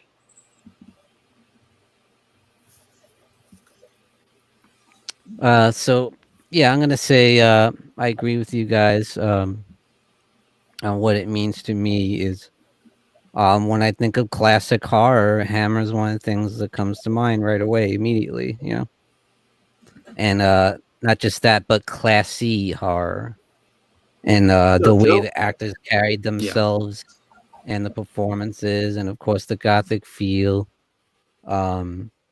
They believed, even though they had low budget, a lot of times they sold it, Mm-hmm.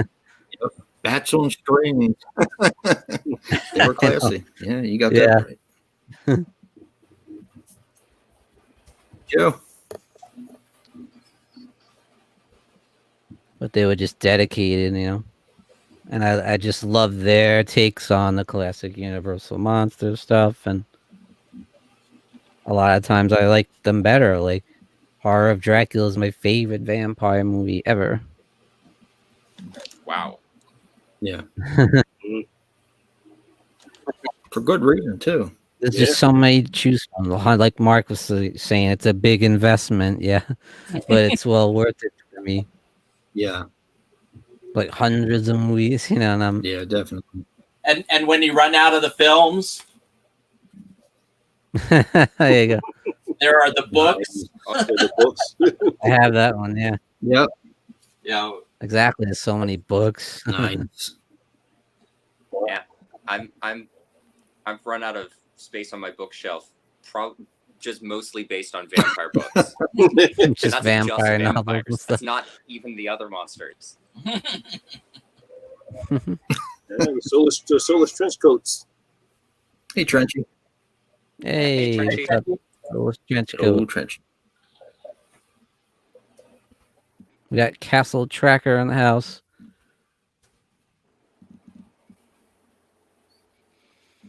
Anyway, that's all I really had tonight, guys. You guys have anything else you want to talk about? Why did they switch me and Lucy's name in Horror of Dracula? I forget why. That's a good point. I was wondering that too. I understand that. Yeah. Oh, by the way, I don't know if Brad's still here. Do not see You Should Have Left, because you should not watch that picture. That's all I say. Not watch it. You Should Have Left is You should have left in the middle of it. That review writes itself. That reminds me of Actually, Martin, do you think there's anything to do with rights? Sorry, what? The switching of the characters, do you think that had to do with the rights? Do you think switching the characters' names, do you think that had anything to do with the rights, since it had such a checkered history? I don't know, because that's a strange thing that keeps popping up, because in the play, I think they switched the titles. Then in the Frank Langella movie, they switched the names. Then when Werner Herzog remade Nosferatu, they switched the names again when they get back the original names. And the play that they put on here in my town, they switched the names. I don't know why. It pisses me off. Can you please stop? I'm trying to see, because when Lou, you remember, I think it was the PBS did their Dracula to start Louis Jordan. Didn't they switch the names on that one too? Wouldn't surprise me. Mm-hmm. It's been a while since I saw that one. Yeah, I know. It's been I think a while they released that on DVD finally. Did you know that? It's been a while since I saw that version. Yeah. Well, guys, I gotta go. I know we're over it, but I gotta go before Kelly comes down here and looks at me weirdly. You